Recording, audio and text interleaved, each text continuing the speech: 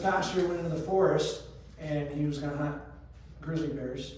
And after like spending all day there, he got frustrated, threw his gun down, went to the stream, got some water. All of a sudden a bear appeared, started charging him. He looked at God and said, "Dear Lord, please convert this bear to a Christian." And the bear stood up and goes, "Thank you, Lord, for my next meal." So, all right, anyways. Hey Marshall, I have a question. Yes, sir. So as mentioned, I did just meet you today. Like 30 minutes ago, we're already best friends. Yeah, do you wanna, can you give me a little background about yourself? Thank you. Yeah, that's what I was gonna go into. Let me tell you something a little more. Did you guys turn on the heater? You are the heater, baby. Thank you, bro. Yes, sir. Bringing the heat. All right.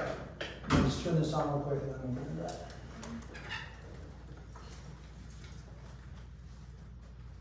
Thank you guys for showing up on time, by the way.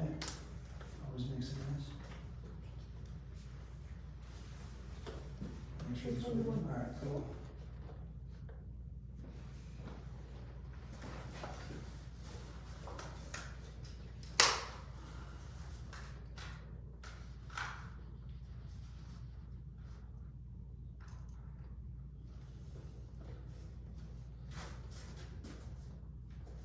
Just sit down so I don't walk all over. All right, guys. Here we go. Here we go. You got it. Got it. Got it. All right, so my name is Marshall Strong. For those of you who don't know me, I've been selling real estate for over 21 years. B knows me back from high school and I don't know if you remember that stuttering problems, but I had stuttering problems. I was poor, guys, lived in an apartment sharing a room with my little sister.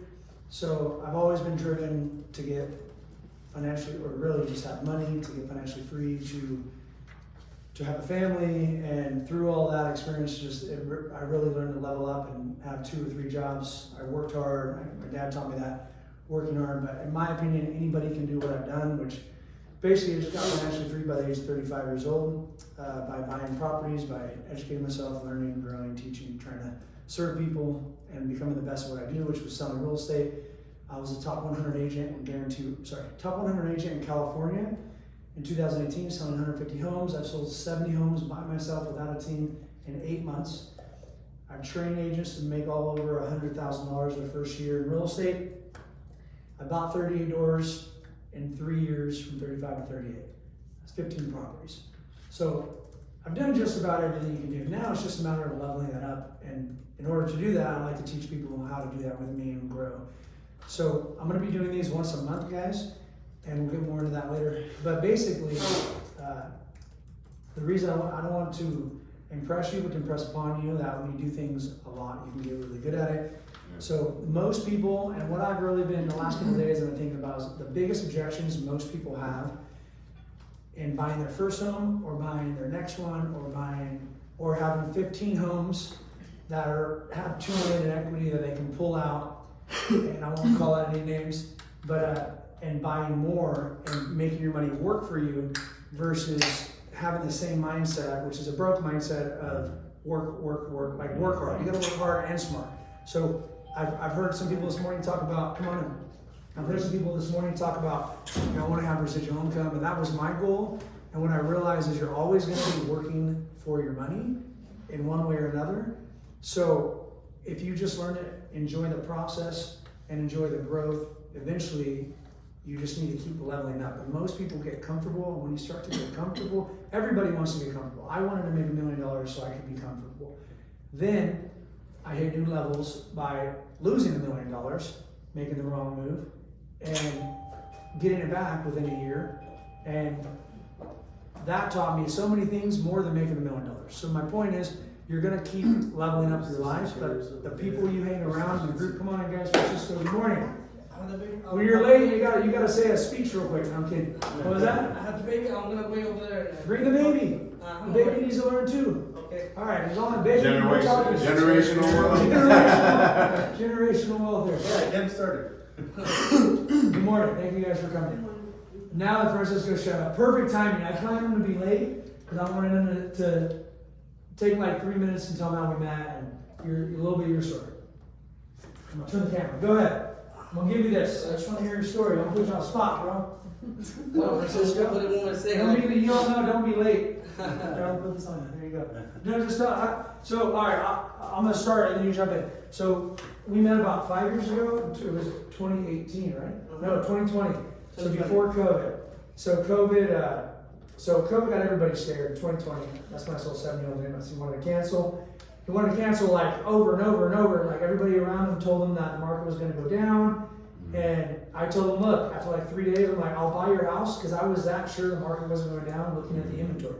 Yeah. So this is a way, this is just a little story to build some trust in you guys. I just know the real estate market. I know everything other than the rates going up 5%, I can predict that. But I can predict what's going to happen to this market. So I told him I'd buy the home. Have a seat, sir. Morning. Excuse me. Hey, nice to meet you, Phil. Good to see you. Nice to meet you. All right. Well, we've known each other. We personally just met. So Francisco and I told him I'll buy your house from you if the market goes down. I put it in writing. I sent it to him. The market didn't go down. Now he loves me. Because 5 years later, he's buying his neighbor's house. He has how much equity probably? Yeah. And which house? In the first one. Over like 100,000. So, and I just want to share a story because a lot of people, guys, I've helped so many, I've sold over 1,500 homes. And so this morning, I'm going to jump around, but so this morning, my biggest concern was, okay, how am I going to serve these people shortest period of time, give them the most amount of information that's going to help them. And the number one thing I could think of was the subconscious mind, guys, is your biggest prison to get to that next level. So everybody here is at a different place in life financially, but you're all going through the same stuff, and you're all everybody here wants to grow and get better and get more. So that's what I'm going to share with you guys today. I'm going to turn on a couple. I'm going to stop this video. Turn on a couple. Has anybody saw Will Smith, The Focus? Anybody ever seen that? Yeah. All right, you guys remember the part where they're at the football game and they're multitasking and they're let's see, they're betting money and they go pick the number. You guys remember that? Has everybody seen that? No, I'm gonna play it. Okay, I'm gonna play it real quick. It's like 4 minutes. Just watch this real quick. All right, I'm gonna set up. This whole movie is about these people that are pickpocketers, but it's a really good movie. So they're just it's all about the subconscious mind. So let me put this on. It should be on here. Here we go.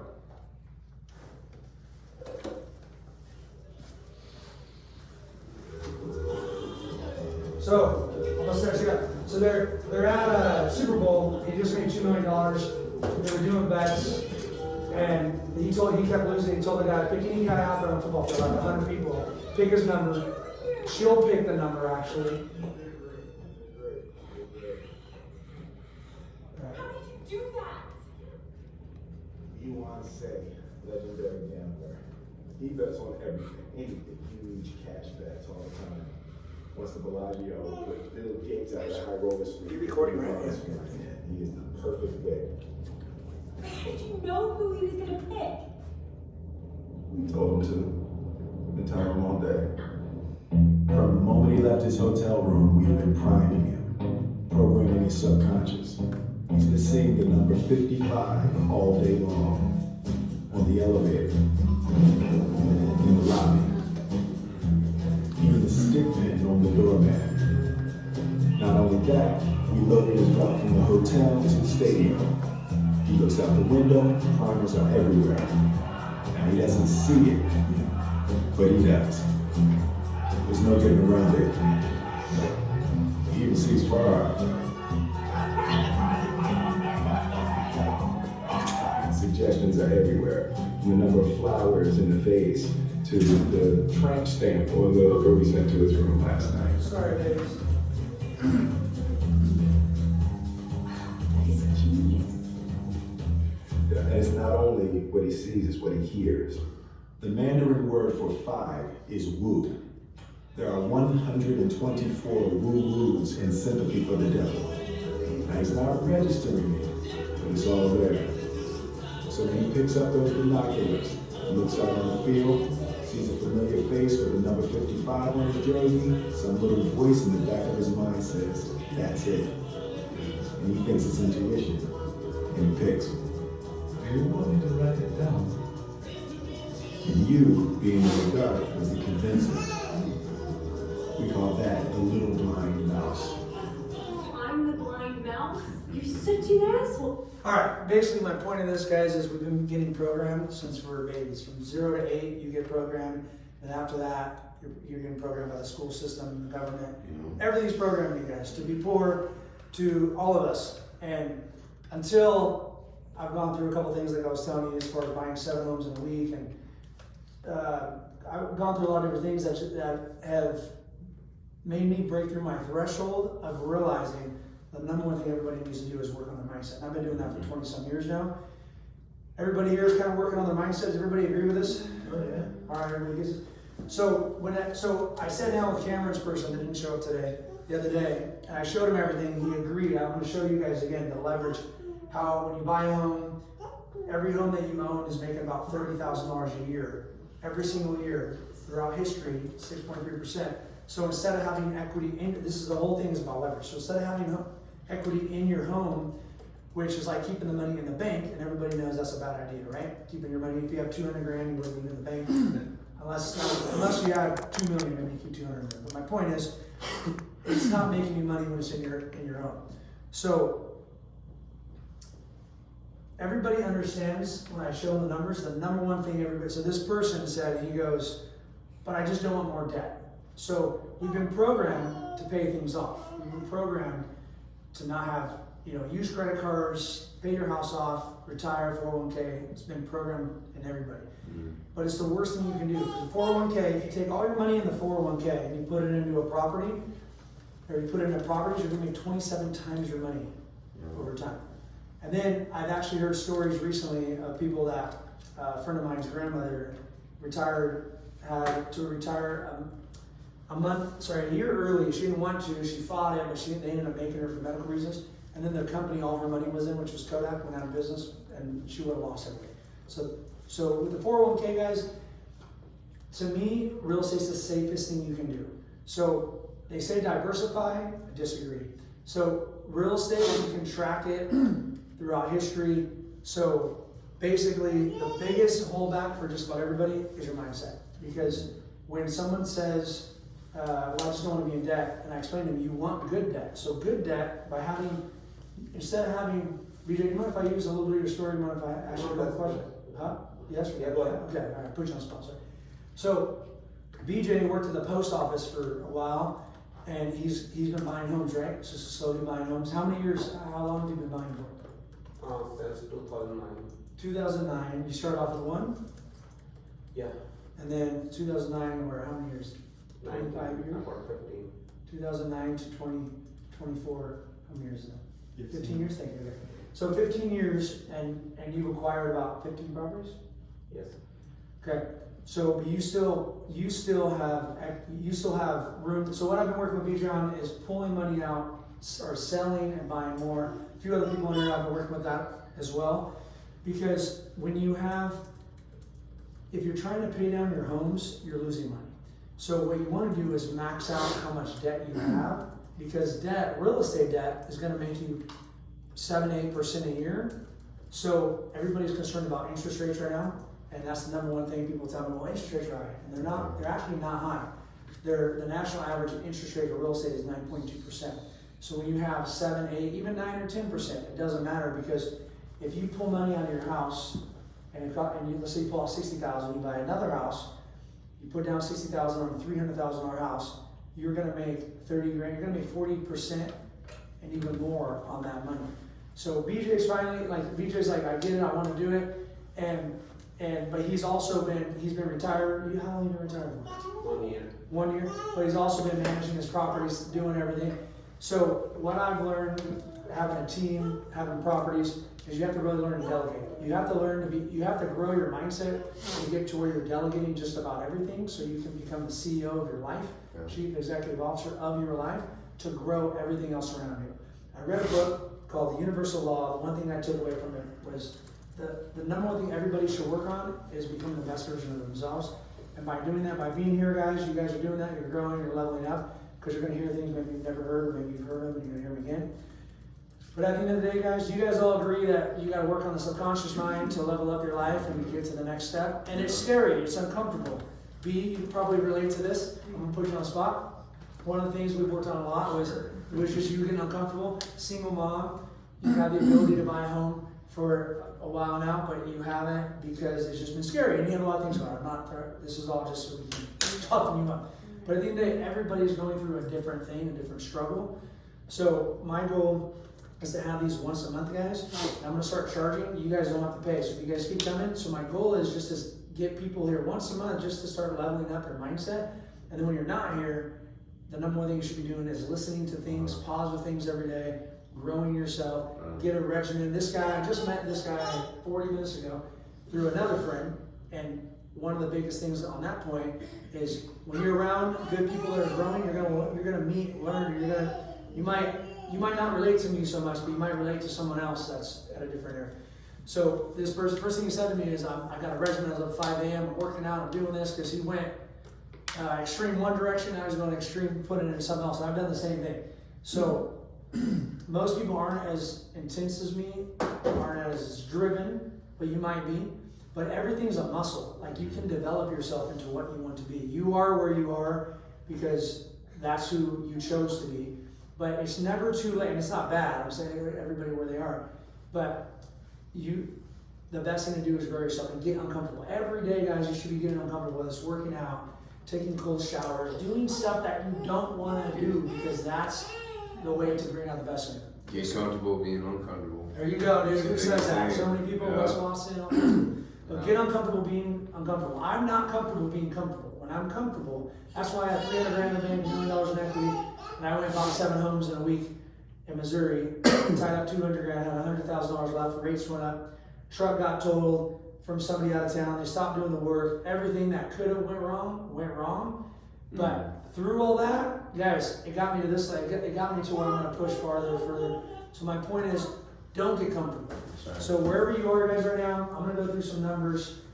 If you have questions, let me know. But really, I'm gonna be speaking about how, if you guys wanna know, like, if you have questions about any of it, let me know. But typically, I've talked to thousands of people, especially lately, I've been training people on the calls, talking to them, and I've narrowed it down. The only thing that stops people is their own, you are your worst enemy. So if you develop yourself and you're around better people, you're gonna grow. So, do you mind, BJ, I'm gonna use, go ahead. What's this next? Yeah, I don't know. Get in the box, all right? That's the play. Hey, buddy. All right. Let me put on one more thing while I have this, actually.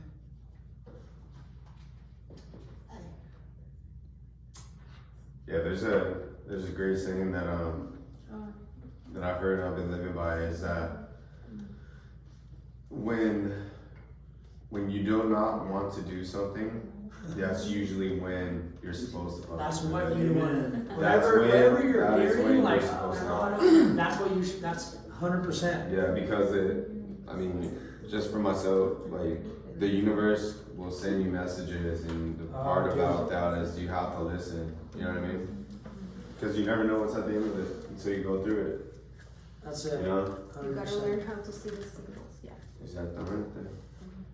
So I heard this, I want to share it with you, and then we'll get into the numbers. I was going to do this at the end, but I'm doing it now. So Power of Concentration, probably one of my favorite books. Read about 60 times. Mine too.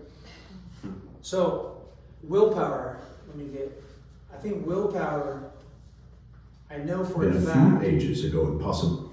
Willpower is the number one thing that we all have here. If you Be think clearly about something photographed like upon the sensitized plate of the subjective mind, listen to this. and you therefore will not be really conscious of your actions. So practice accuracy and concentration of thought, and also absolute truthfulness, and you will soon be able to concentrate. Lesson 6, the training of the will to do. The will to do is the greatest power in the world that is concerned with human accomplishment, and no one can in advance determine its limits. The things that we do now would have been a few ages ago impossibilities. Today the same maxim is, all things are possible. The will to do is a force that is strictly practical, yet it is difficult to explain just what it is. It can be compared to electricity, because we know it only through its cause and effects. It's only It is a 4 power we minutes. can direct, and to just the extent we direct it do we determine our future. Every time you accomplish any definite act, consciously or unconsciously, you use the principle of the will. You can will to do anything, whether it is right or wrong, and therefore the way you use your will makes a big difference in your life. Every person possesses some will to do. It is the inner energy which controls all conscious acts. What you will to do directs your life forces. All habits, good or bad, are the result of what you will to do. You improve or lower your condition in life by what you will to do.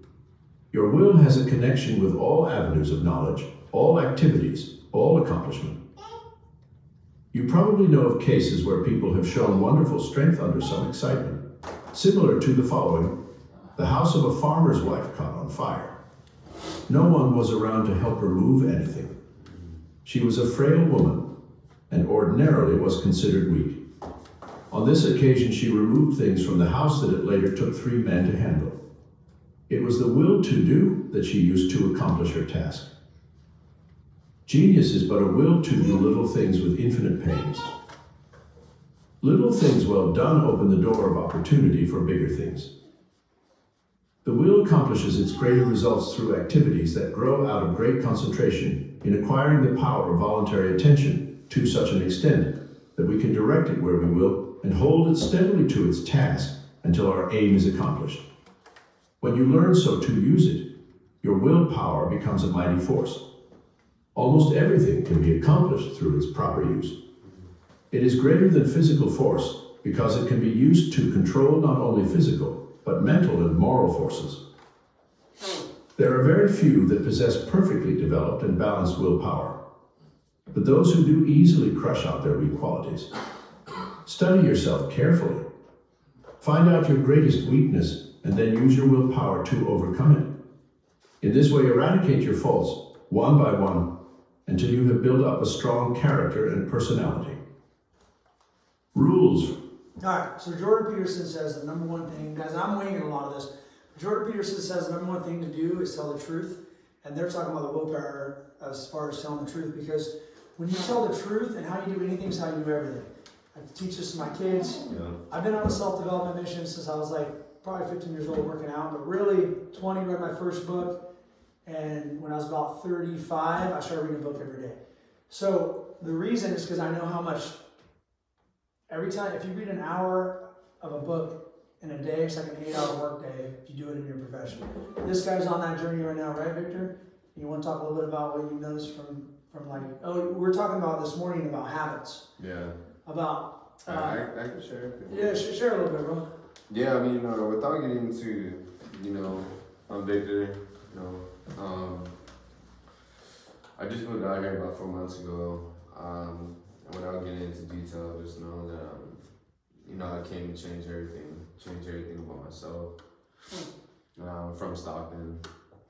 And so, something I've been really preaching and focusing on is it's actually my mantra is pure heart, pure soul, pure mind, pure actions, and you'll have pure results. It's good. I like that. And to do that though is, if anybody hasn't read it, it's a really great book. It's called The 4 Agreements, and it's to be impeccable with your word. Do not assume. Do your best, right? And do your best, and then as well, do not make assumptions, right? So, daily routines.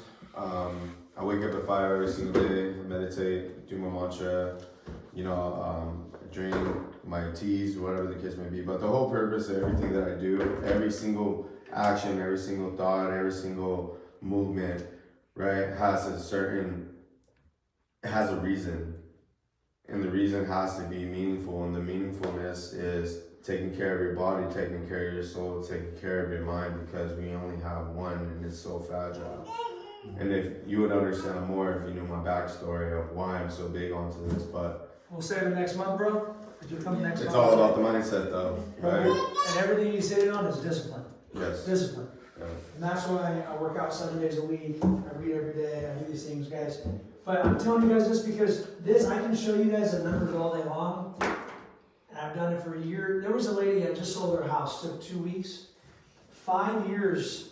She's had $300,000 saved up. Wanted to pay cash. I told her, don't do that. I said, you need a leverage, right? If she would have listened to me 5 years ago, she would have bought 1 home primary, bought 4 homes. She'd have over $1 million, probably almost $1.5 million in equity. John Schreier, that he knows, that didn't show up today because he had a church thing, same thing. So BJ's been doing it, but BJ, you've been buying, but have you been pulling money and buying more? Is that you been doing it? I'm curious. I don't know the whole. You know, actually, my story is a little different because I'm a farmer too. Okay. So I was farming too.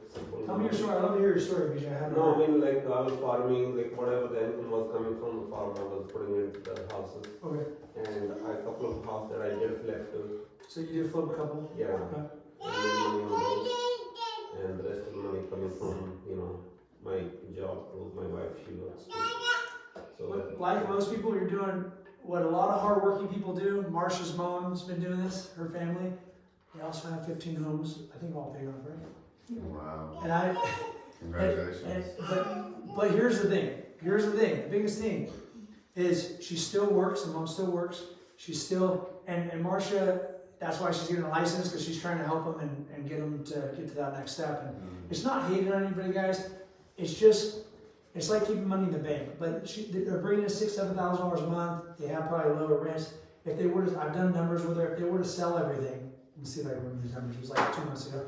But if they were to sell everything and buy 50 doors, instead of bringing in $7,000 a month, they'd bring in $1 million, was it a year? I think it was a year, $1 million a year on appreciation. So in 2-3 years, they just start pulling money out. And when you pull money out of your house, you don't pay any taxes, guys. That's how I don't pay taxes anymore. So I didn't even understand, I'm gonna share that too. You probably know this, and we're gonna talk a little bit about appreciation. Yeah, I was gonna ask. All right, so I had 8 homes when I stopped working first time, split with my ex, and I didn't even understand how I wasn't going to pay taxes. I didn't know how it worked. I didn't understand depreciation. So many people want to understand how everything works before they do stuff. Cameron, I love you, bro, but one thing Cameron's been doing he's been wholesaling, buying like helping people. He built a website, but he hasn't bought any yet. So I've never built a website. So sometimes people think I'm extreme and I kind of go deep, but I focus on the best move on the chessboard. So everybody here is playing a game. Everybody has different pieces of the game. Yeah. So whatever you have, you should leverage it to your advantage. So, and keep improving. I was not a public speaker. My biggest fear, like most people here, was public speaking. Stuttering problems. I actually hyperventilated when I was 20 and I thought I was going to get an award. And I actually, if anybody have ever had like the walls closing on you, you start breathing hard, what is that called? What's that called? Stage fright? No, it's called, there's a word for it. I was 20. I know what you're talking about. This girl told me, usually women in their 50s get that, a panic attack, thank you.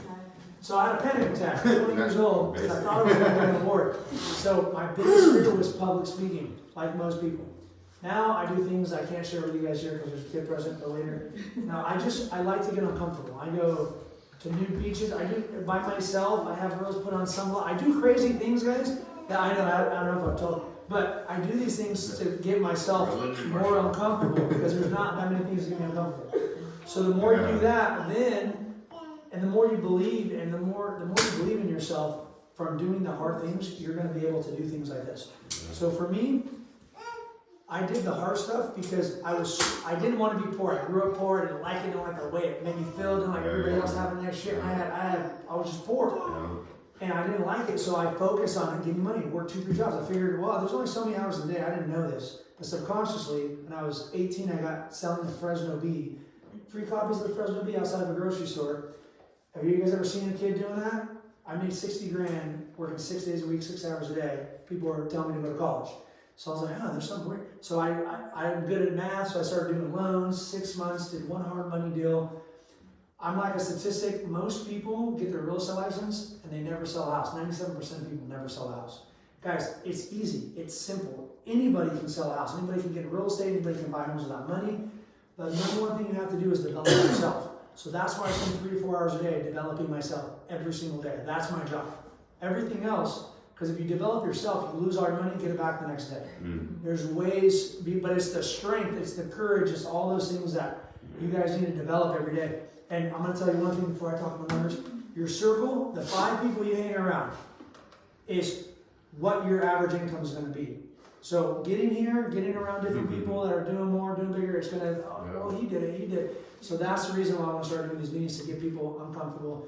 Call it like Victor here, which thank you, bro, for out of nowhere. And I know, appreciate you, bro. Yeah, man. Just met him, by the way.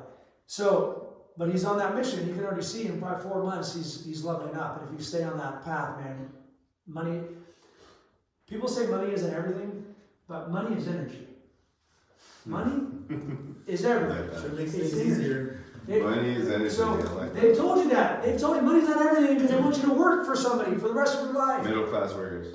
So money is energy, guys. I want to fly on a jet because it's going to cost $20 grand to go to Arizona versus a $500-600 airplane bill. I want to take my kids on a jet, $20 grand, because I want my time to be more valuable than $20 grand an hour. I'm not $1,000, $2,000 an hour right now, guys. That's what I charge for my time. So I tell you this because any of you guys could do this. If you stick with the program of wherever you are and leveling up and get around people that are going to push you a little bit. What I've learned is sometimes I push people too hard, so I'm working on hey, reading people and what I want everybody to do it right now. I'm like, come on, right, B? You know me. So, but I've learned, B could probably agree that I've calmed down a little bit. Yeah. So I'm learning to speak calmly. And it's actually an art, on how to maneuver with people's emotions and techniques, and especially when you're trying to develop, right? Everybody's different, right? Everybody's different levels, 100%. Yeah.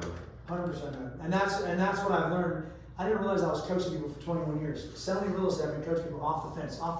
Yeah. And I see all these average ass agents that are horrible. They're horrible because I call 100 agents in one day, trying to sell them a coaching video for, I think it was like $100.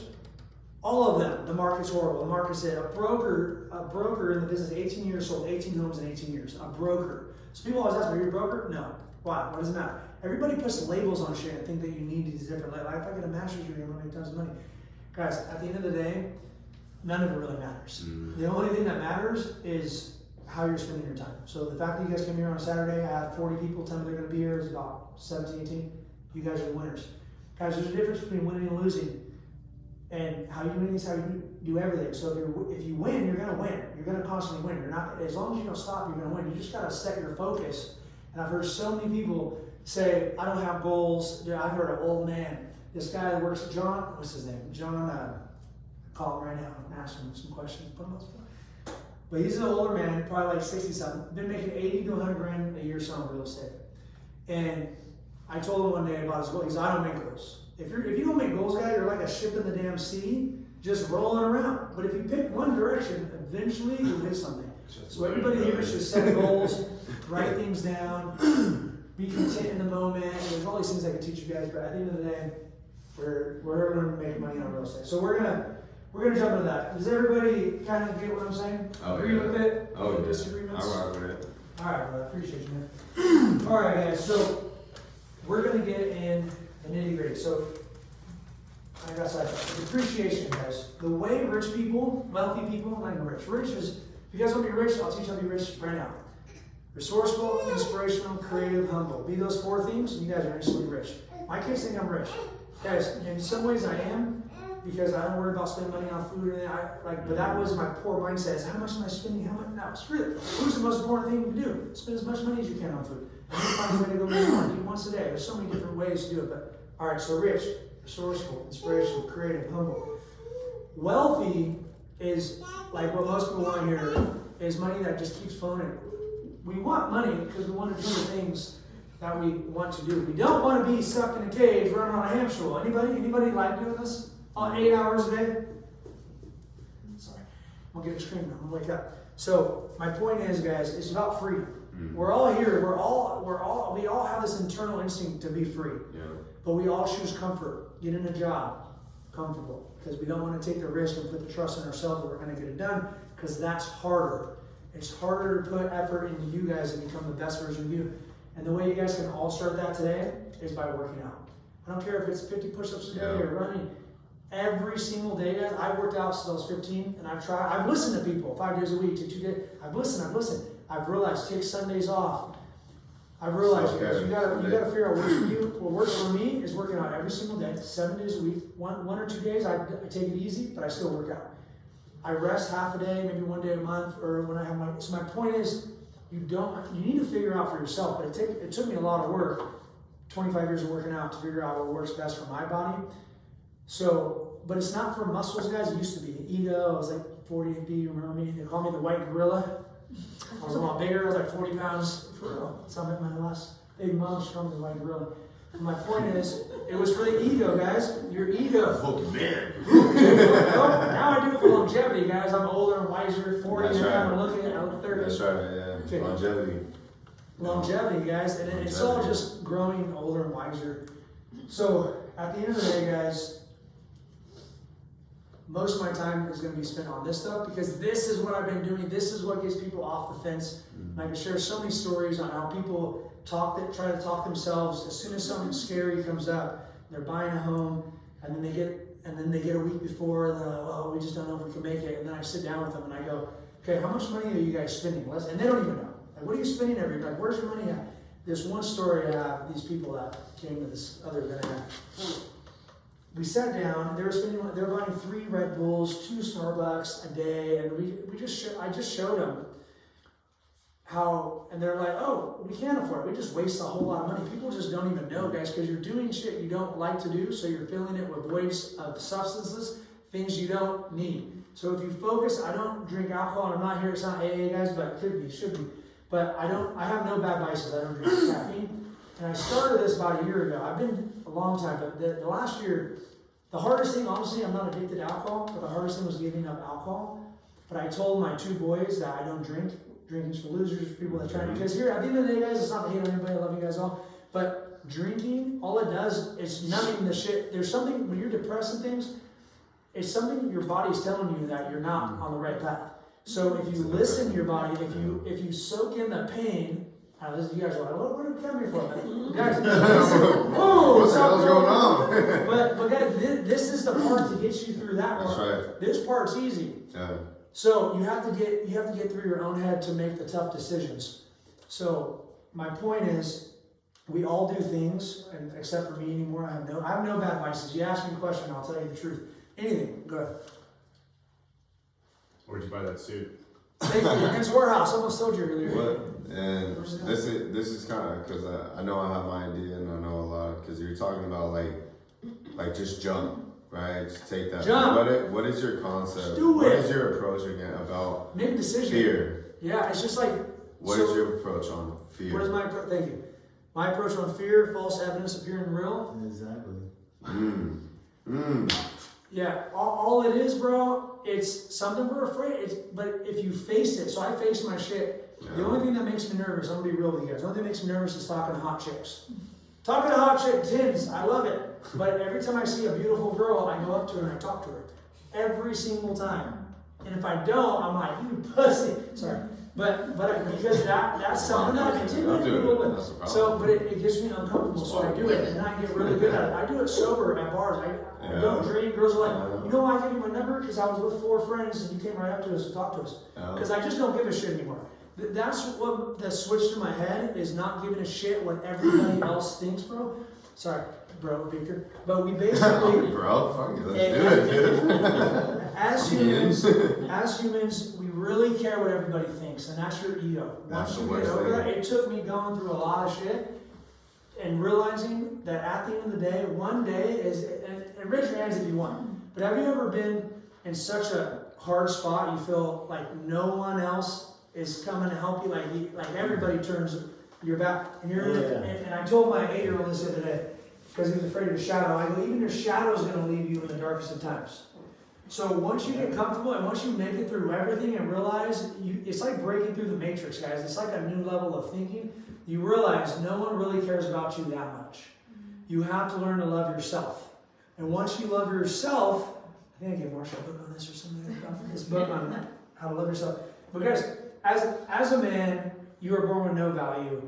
You have to earn it. You have to go make money. They know your value when you die and how much you're worth. That's in the song. But at the end of the day, and as women, we're not gonna get nurturing and all these other things, but at the end of the day, guys, you gotta learn to love yourselves. Women are instantly born with value because they make babies. So, we need babies. But anyways, but at the end of the day, and they're beautiful. All Warrior beautiful. concept. What was that? I don't know if you ever heard about the warrior concept. There's a coach that coaches on. Is that what you're talking about? I don't know. I've heard a few. The warrior concept is essentially that I will take anything that comes my way, but it does not mean that I want to take on that battle. It's good. But if I have to take that battle, I will win the war. That's good, bro. And I relate to that so much because I've learned growing up. Because it's life, right? Yeah, we've all had tough issues. No one raised your hand. Anybody been through a dark time or like on your own? Anybody? So, but when you make it through that, Victor, that's why. So, Victor, the tougher the things you go through, the more you're gonna grow, and then you can lead other people. And that's why I'm here today, because I'm passionate about serving people, and that's why I've been successful in real estate and a top agent, because I go above and beyond, and I constantly keep my word and I do the things. right. I say I'm gonna send you a search. I do it. If I do this, I say a lot of things. I'm like, fuck. And I forget them, and I gotta remember them and go do them because I say so much, but I always do what I say I'm gonna do. It's a habit. One time, quick little story.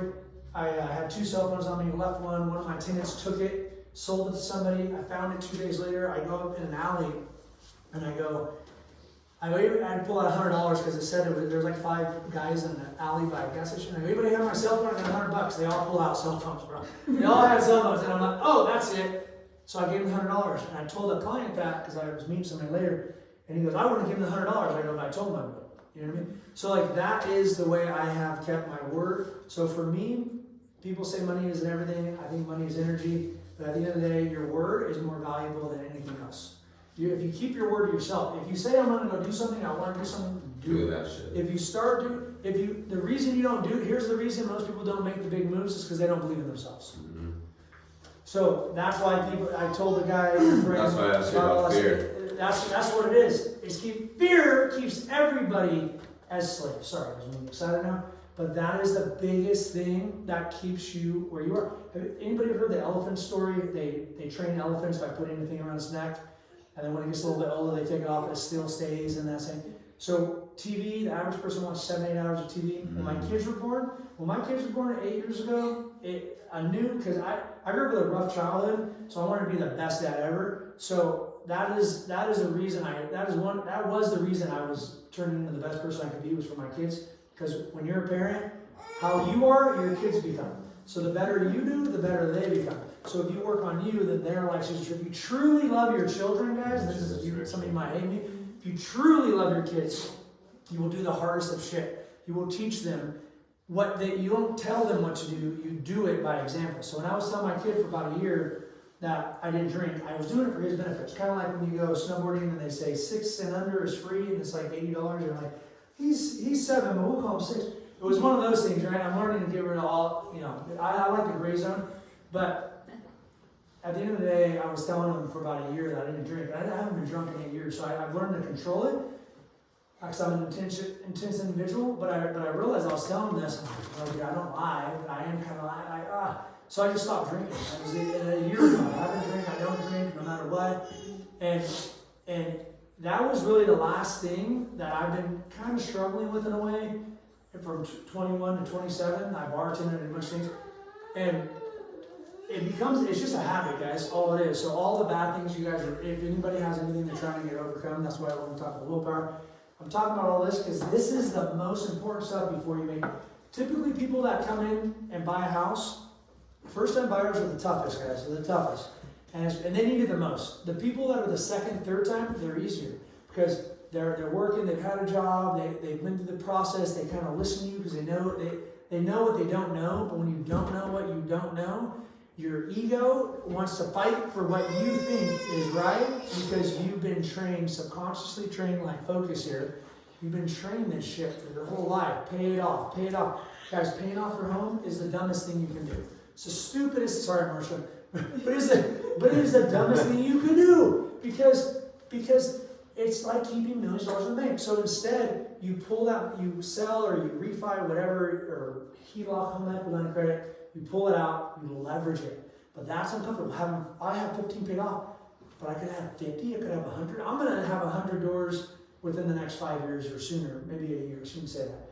Because when you speak words, they come out in existence. So guys, the biggest thing I'm gonna add to this is the words that come out of your mouth, guys. Like the Bible says it, guys. If you start speaking what you want into existence, it'll come.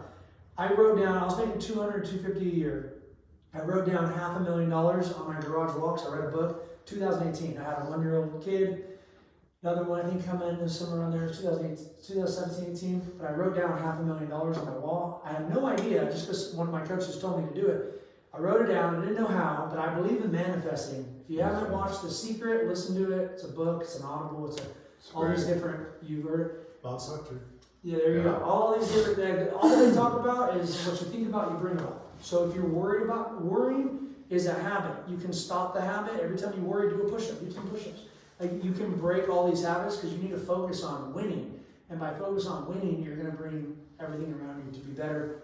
Yes, sir, please. And Marshall, correct me if I'm wrong, but essentially I think what you're really just putting out there is that if you just work on yourself and you work on educating yourself, being the best version of yourself, doing the best things, doing the right things in your life, all those little extras about the jobs, right, on selling houses or, you know, doing this and doing that, it all starts just about what you're doing for yourself first, right? Correct. Is that pretty much? 100%. 100%. It all comes out of that because Which I agree. when you go to make a decision about buying a house, I could tell where people are in life by how quick they make a decision. The ones that make decisions, and here's the thing: if you make the wrong decision, at least you found out and you're gonna get through it. Like I bought 7 homes in a week and out of town, never been there, didn't have a crew, and I just went for it because I've been very good at making decisions really quick my whole life, and that's why I've been successful. That was the first loss I've ever really had. And it fucking hurt. And it taught me so much about myself, bro. Like, it taught me so much. But most people will never know. Most people don't make big mistakes. But they also retire with no money. And you know what I mean? It's just horrible, bro. Those situations are the most impactful, most meaningful. You know what I mean? They're Because just those going are to the make you biggest millions of lessons. dollars. That's the thing what people don't realize. Like, I I still do the think same about that. thing with stocks, yeah. When I think Trading. about that, I'll think, okay, what did I learn? What did I learn? Okay, cool. That's going to make me so much money. And it's going to level me up. So, but people don't want to go through that pain. I went through it sober. I went through all my pain in the last 3 years, getting kicked out of my house, all these things sober, guys. Shit. And it just taught me, it just built up so much strength in me, man. And that's the confidence. So guys, I'm saying all this because this is the most important stuff that everybody is struggling with. I know. I still struggle with things. Everybody's going to struggle. But I struggle with a lot less than most people because I've just gone through more. So you got to go through more. And when you get around people that are going through shit, that have been through stuff, they're going to help you. So I was saying earlier about the 5 people, guys. Think about it. I just saw someone from high school post them on Facebook. This is my crew. And I looked at them like, but it's like you're bragging, like guys, your crew should be. I want someone in my crew like Victor. I want someone in my crew working out every day, going drive. Like I don't care if you're broke or this or that. I care like what are you doing every day? What are your habits? So I'm gonna start with that, guys. So if you guys want to join this thing every month, we're gonna start doing this. I'll do it in a hotel. Hell yeah. Guys, I'm gonna talk about how I bought homes, and I'll go through some of that. Without cash, all kinds of things, which are things that BJ, and I want to teach BJ, and we can all work together right here, guys, because everybody brings something different to the table. But at the end of the day, I'm going to tell you one more thing before I end the video. Guys, I have like 30,000, 40,000 hours of stuff, and the stuff I'm telling you is the shit I remember that's the most important. Your perspective of where you are, this is the biggest thing, 2 things that keep people stuck. Is your perspective, feeling sorry for yourself for where you are, and I don't care what you're through, you just lost $1 million, who cares? Next, I can get through that shit. Most people can't, but because I've been through it, because I know if I've done it, I made $1 million in 3 years basically. So, but I've been making over 200, I've made over 5 million in real estate.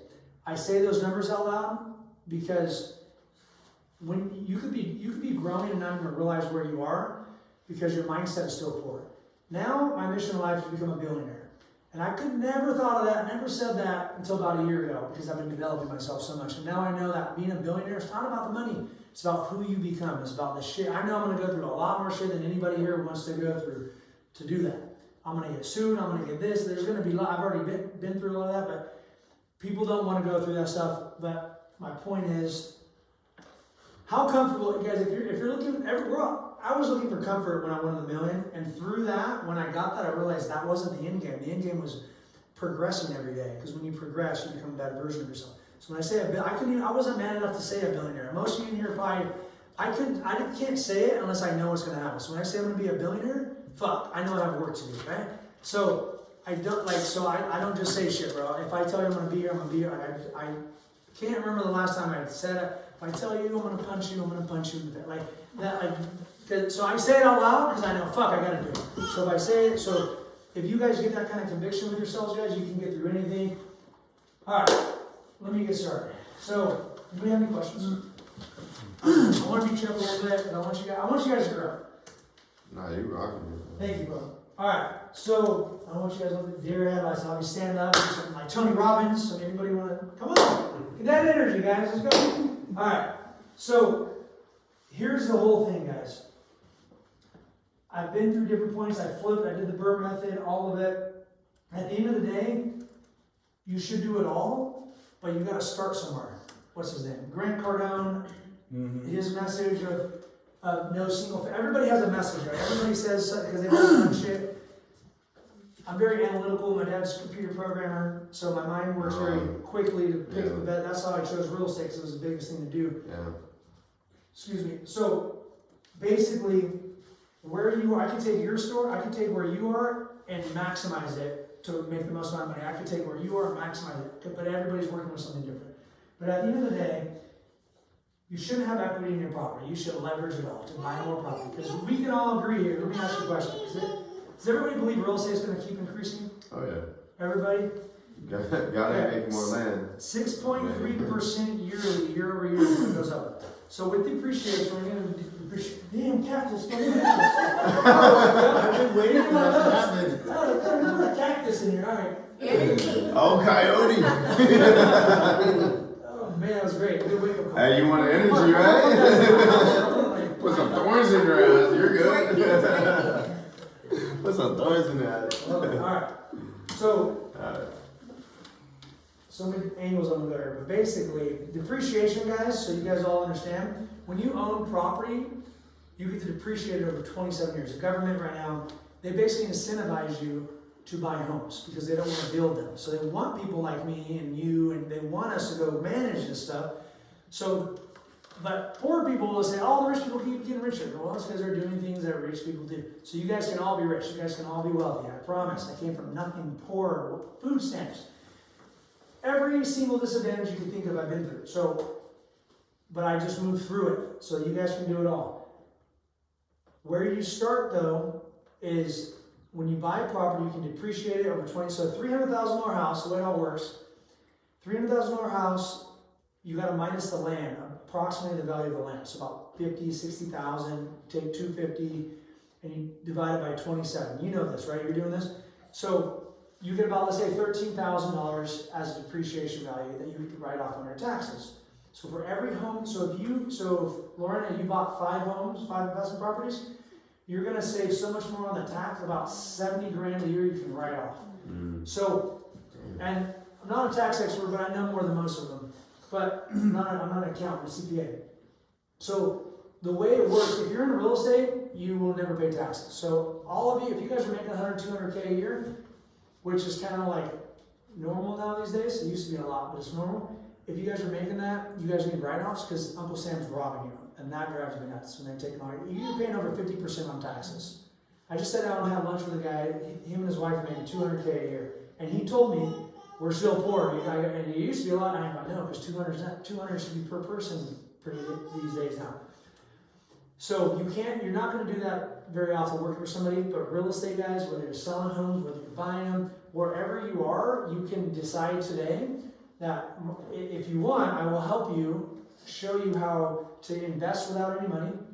You make phone calls, you find houses, and you find people like me to buy them, or you fix them up yourself. I've been wholesaling it myself. Cameron's been wholesaling. He's found properties for people. You can do it. It's not hard. So there's no reason not to get into real estate. The only reason you don't get into real estate is because it's easier not to. It's the reason you don't eat an apple every day to keep doctor away. It's easier not to. So There's ways of doing it, you gotta start where you are. But when you own a property, there's depreciation, there's also cost segregation. Does anybody know what this is? VJ, do you know how to do this? Cost segregation? No. Okay, my accountant, actually two or three of them didn't know how to do this either. So I read a book on it, put it on YouTube.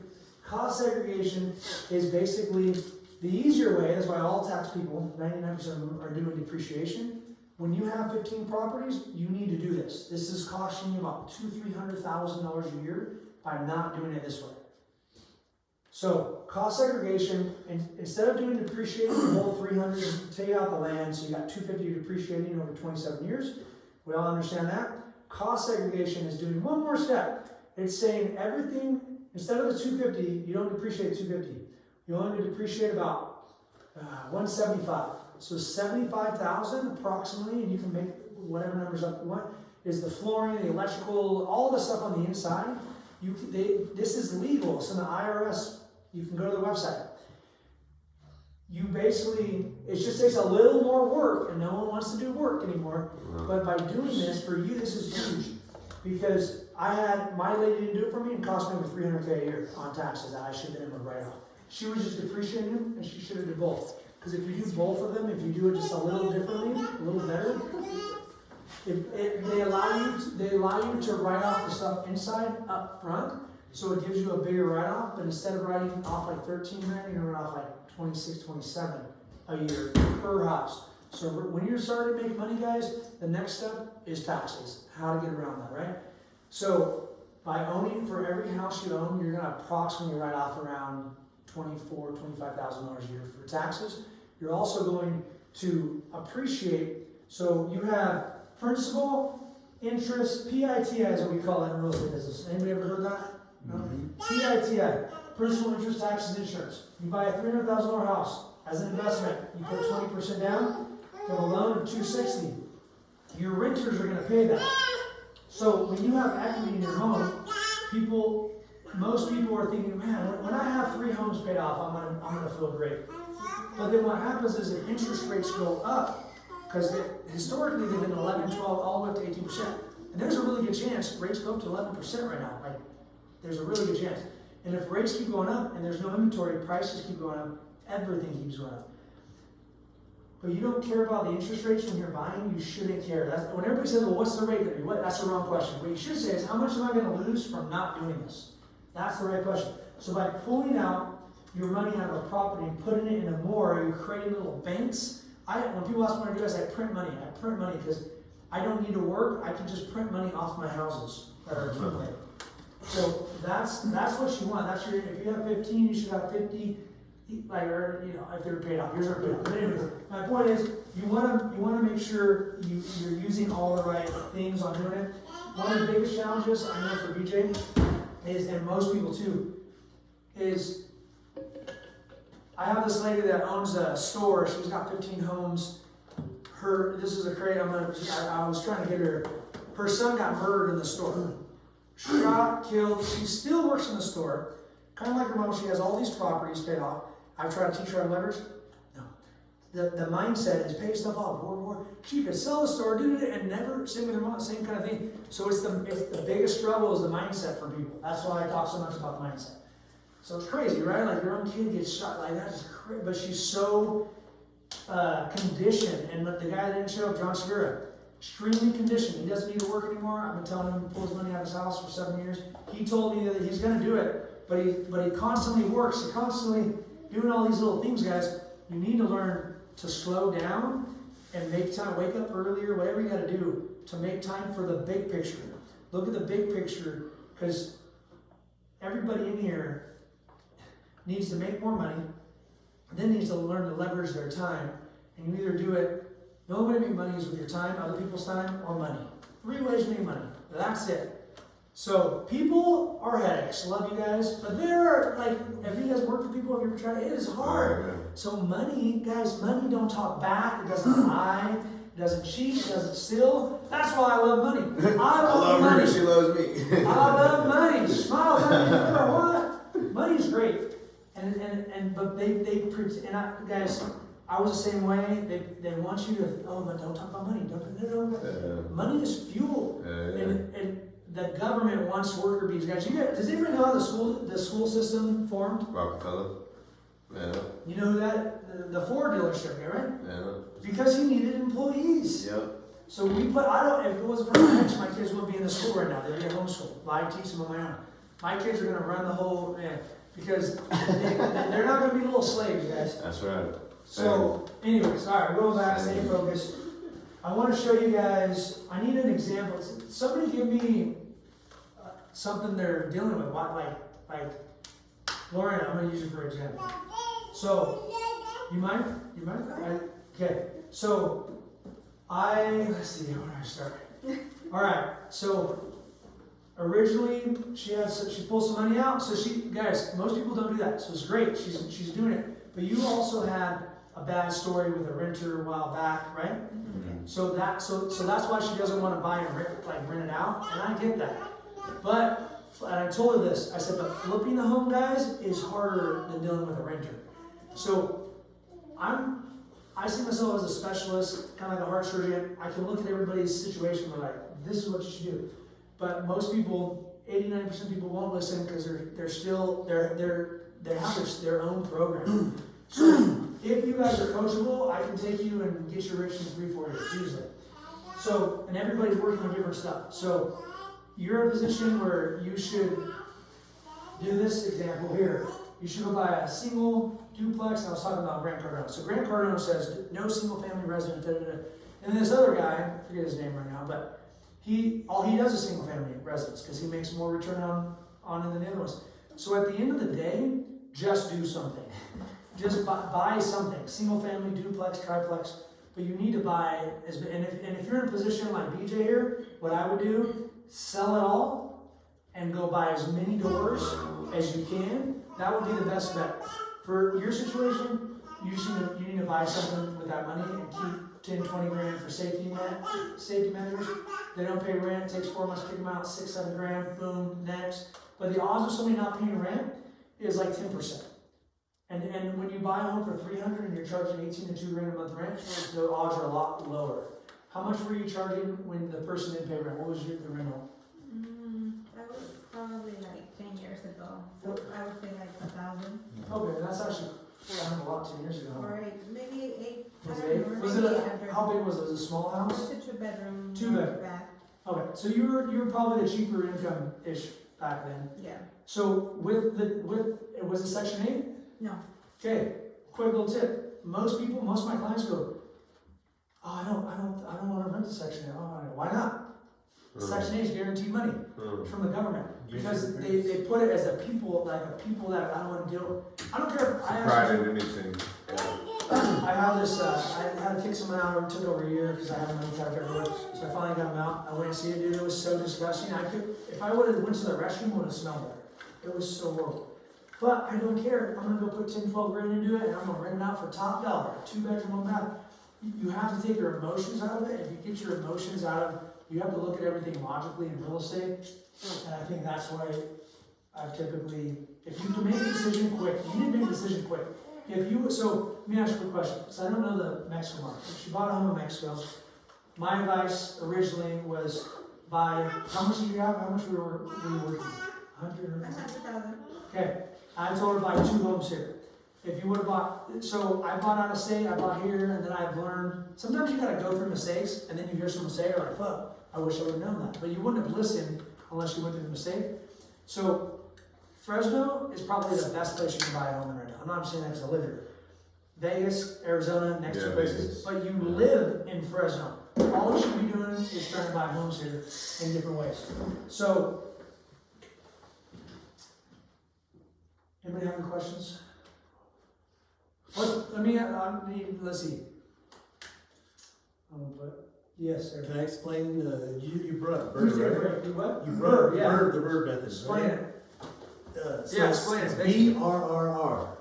It stands for buy, rehab, refinance, and then redo it again. Reinvest. Yeah. So you're gonna buy something, you're gonna rehab it, right? So now the value's gone, right? You forgot the rent. Oh yeah, rent. Oh, I'm sorry, rent. Yes, thank you. Rent, then redo. But you're gonna rehab it. So it's you buy, You rehab, you rent, you refinance, repeat. Yeah, He you was get a doing renter in that, there, so, you get a renter in there, and then now you can refinance it. You Yeah, because refinance it for more once you than have you that buy. money coming in. You pull that money out and you buy another property. Yeah. I have tons of loans for that. I definitely go over how it works, and very little documentation. I have a lot of investor clients that do that, and they just keep buying more and more properties. And it's probably one of the it's one of the best ways to grow your real estate portfolio. Because it's constant, right? Yeah, and you're increasing value, you're pulling money out, so you're Yeah. keeping the cycle going. Yeah. Because when you get the money back out, because you just put 20% into this thing, you gotta get it back out so you can do another one, right? Yeah. Well, the only way you can do that is you increase the value of the property. The sweat equity. Or you're just gonna wait. There you go. Otherwise, you're gonna wait until the value goes up to get your money back out, right? So the quickest way to get your money back out is increase the value of the property. You brought up a good point. I have a guy that just did that, Leo. I told him about a house. He's been, so basically like what you're wanting to do, like, I agree with that. If you find something that I always tell my clients, I'd rather, especially my first time clients, I'd rather sell them a home that needs work than not. So you're wanting to flip, what he's saying is buy something that needs work, do that and then pull it out. That's better than flipping because you just keep doing it and then you're built. Guys, if you flipping homes are jobs, like you're creating yourself a job. And you better know contractors, you better know construction, because you can get ripped off. I've got robbed, I've got sued. But I have these everything. I have these loans that are called buy and rent, and fix and rent. So you're gonna get money for the construction. So if you have just the money to get in, but you don't have the money for construction, then you're tied up. So I have loans that will go. You put the money down. They're gonna include the construction costs into your loan for that house. And now then you rent it out. And then we go along and refinance it in 6 months. You know? Are you talking about loans for a flip? It's called fix and rent. It's not Fix fix and and rent. flip. So you're not flipping, you're keeping it, which is better. We're just talking about flipping, it's a job. And just putting a renter in place. Fix and flip is a 12-month loan. You have a year. It's a balloon payment a year to pay it back. And it's very. That's what I did with 7. I should have did 1 or 2, Yeah. but I did 7. But because I wanted to maximize but cash is king. It was the first time I bought 8 homes in 3 months, overextended, ran out of money, raised $500,000. I never borrowed money in my life because I grew up poor. I was like pride. That's I learned right. I had to go raise money, knock on the door. Hey, I raised $50,000, $10,000 from strangers to make it. I didn't quit. Most people would have quit long. So that's what I've learned. So those are the strength things that everybody is going to go through different. I'm sure would you mind sharing, have you gone through a struggle of one of your something? Property, I did, went through a struggle, but I never, some people. You're resilient. It's very, very hard. Like some people, they don't pay the rent. Like I had the tenant, and he was a doctor. His name was David Wright. I can share the name with, and he had an office, farm, and the shop. Okay. And so I rent the property out to him. This nice house, 3,800. I was to say, how much was it? Even doctors don't pay me. 3,800 square foot house by Clovis North High School. Yeah, So yeah, I didn't pay the rent for almost 2.5 years. What? Yeah, How that did was you the possibly- COVID time, And you couldn't evict him? I could not evict. It took me long because I could not evict him. He was playing games. What? Yeah. How's that even possible though? How does that So work? it was during the COVID time. Yeah. Oh God. Lucky COVID. He had an That's office. it. He got evicted out of his office too. He had an office on farm and shop. You just lost everything. David Wright, that was the right. You'll get that. There's always a case like that, but So, but I have the monthly income coming from other properties. I didn't. that's why you have to build a I was a little bit portfolio. upset, but I wasn't that bad at It's all. frustrating, but you know why? Because you have money in other places. Yeah. The key to everybody's success right now, and I can teach everybody here, raise money, buy homes. You don't ever have, nobody in this room needs to work again if you guys really wanted to get free. You Understand just the have to hustle. you borrow money, But you need a coach to bring you through it, because most of you won't go through what I've been through. Most just wouldn't last. And what he's been through. Like, I'm sure there's things, like you just said, and like with a smile on his face, 2.5 years. But yeah, I'll share another story later, but I had like all hell, everything. I basically had a point where in Missouri, all my homes were gonna double from 30 grand a month to 60 grand a month. I stopped working for two years because I was fighting my ex. I had kids for money. So sharing a lot, but this is the reason. So I got to a point about 1.5 years ago where I was like, either file bankruptcy, and people told me to file bankruptcy. Everybody around me told me to. Yeah. But I said, you know what, God, you got me here, you'll see me through. Because I've been saying that, and I just started working again, started selling homes. I didn't have to, but obviously, I was like, what do you do? So I started selling, and it was the worst time ever to get into real estate, guys. I sold 15 homes in 12 months. Most agents been in the business for 10 to 20 years, sold 2 or 3 or sold none. So I got in and just had to, so I sold. I did insurance stuff with the smoke thing. I just did whatever. I said every day I'm gonna wake up and do my best. If I don't make it, I don't make it, but I'm not quitting. And I ended up making it out, and I mean, my property's appreciated, so it's like everything worked out. But I hit a pivotal point where most people would sink, but because of what I've been through, it got me to that point. That's why they say God will give you more than you can handle. And he said we're all connected, guys. I can get into that. But we really are. The energy is everything. The energy in this room, guys, I can tell everybody here wants to do better, and we're all at different places in life, but we can all help each other by learning and listening and just being here. Our brains, when someone's talking, when I'm talking to you, BJ, our brains start to link up. We're learning from each other. So that's why it's so important on who you're listening to, what you're listening to. The information.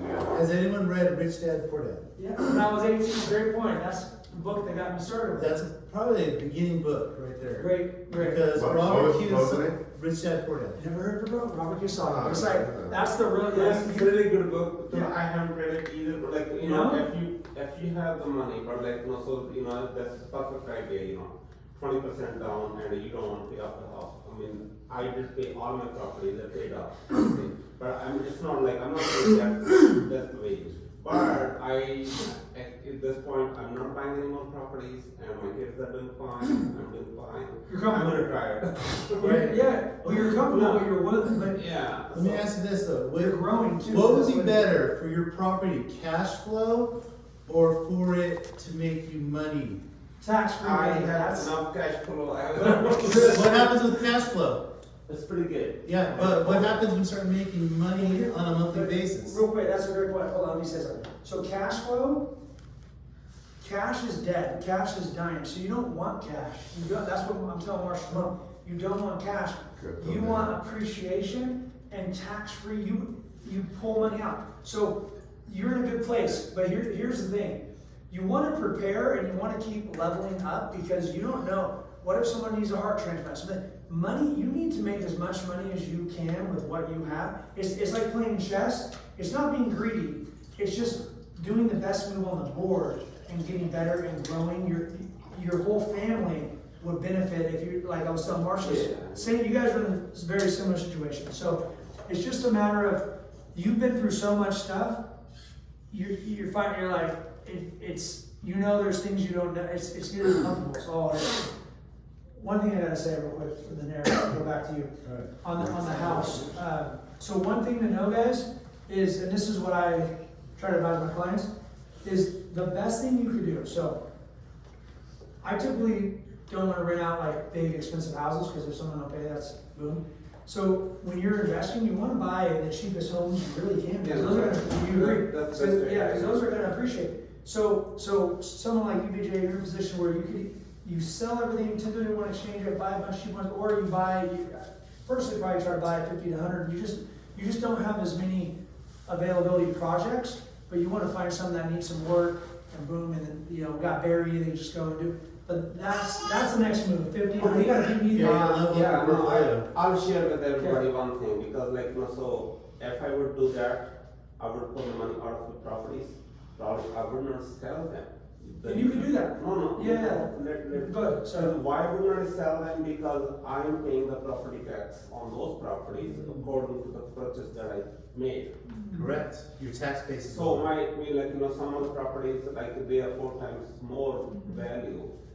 Absolutely. Then I bought it, right? Full money So after better. if I do sell those properties, buy another one, and I'm paying very little property tax on those.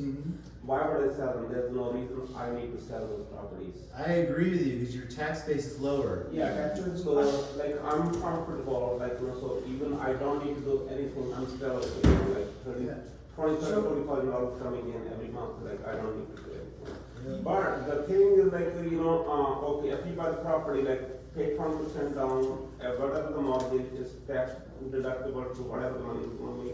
And another level that even you have income coming in from another source, and you take depreciation on the property.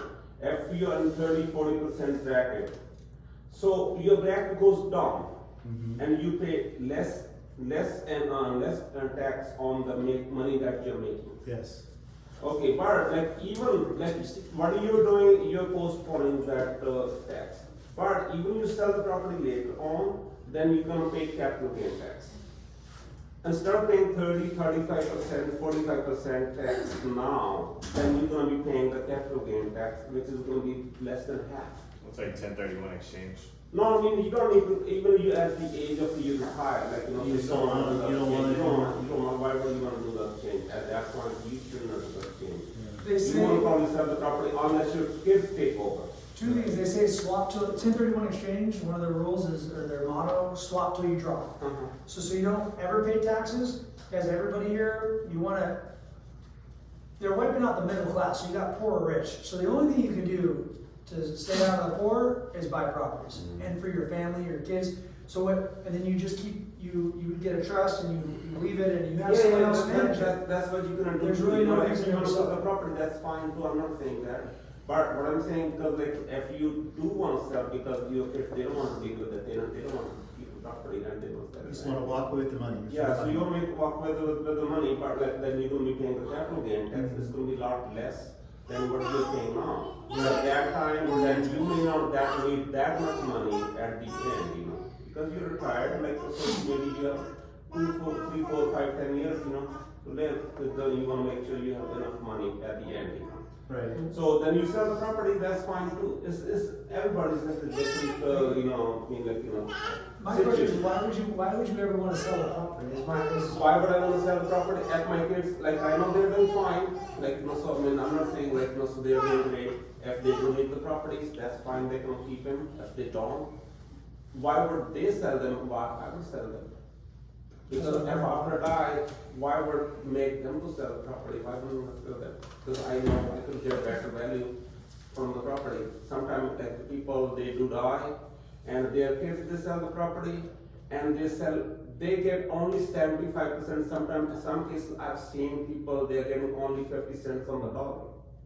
Because they don't have the value that you have the value for that property.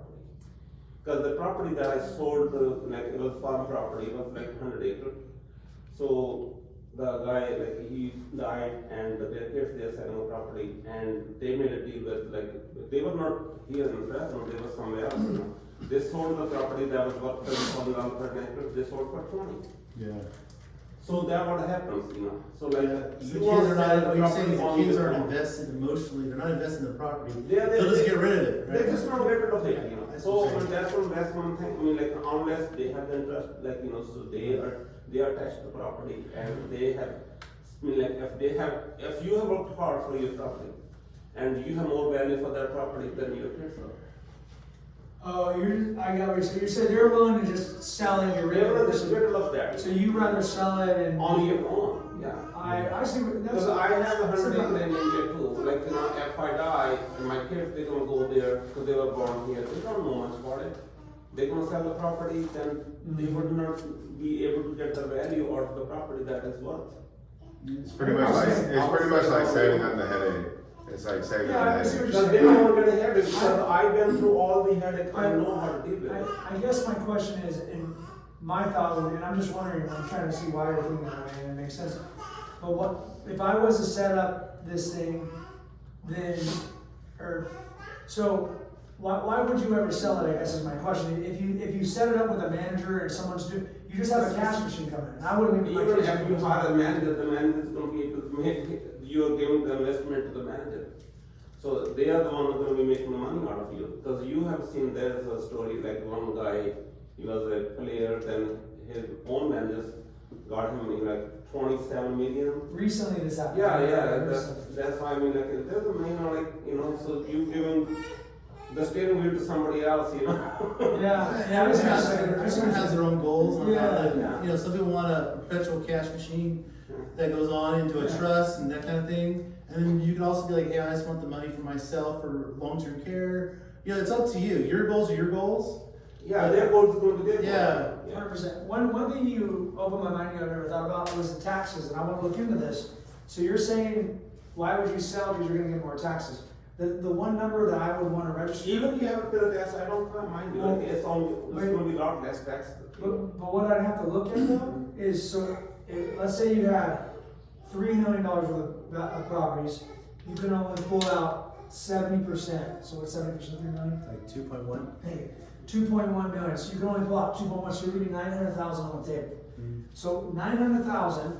Here's the question: how much can that make buying 900? How many properties is that? It's a lot. You put 60 grand down, you're buying 20 homes. So see that. So yours comment gave me this thought, because I never thought about that because I haven't done the taxing here. But I would still sell because I'd have to do the math. But that 900 grand, and I've told you your numbers. But the 900 grand, investing it wisely with properties is going to make you more than you're worried of losing on the taxes, more than likely. So does that make sense? So I just saved you a whole lot of money, but I'm telling you, because how much value, like if you were to sell everything, what would you sell it for approximately? They're about This is just what I want to talk. $7-8 million property. Oh, geez. Okay, so 7. Let's just use 7. 7 million. So, Eric, you're gonna help me with this. How much? Do you know how much taxes you're paying on 7 million right now, approximately? Approximately. Or if I sell them, What's the tax rate? You're like, how much are you paying taxes for $7 million of property? We have to know that. Property tax.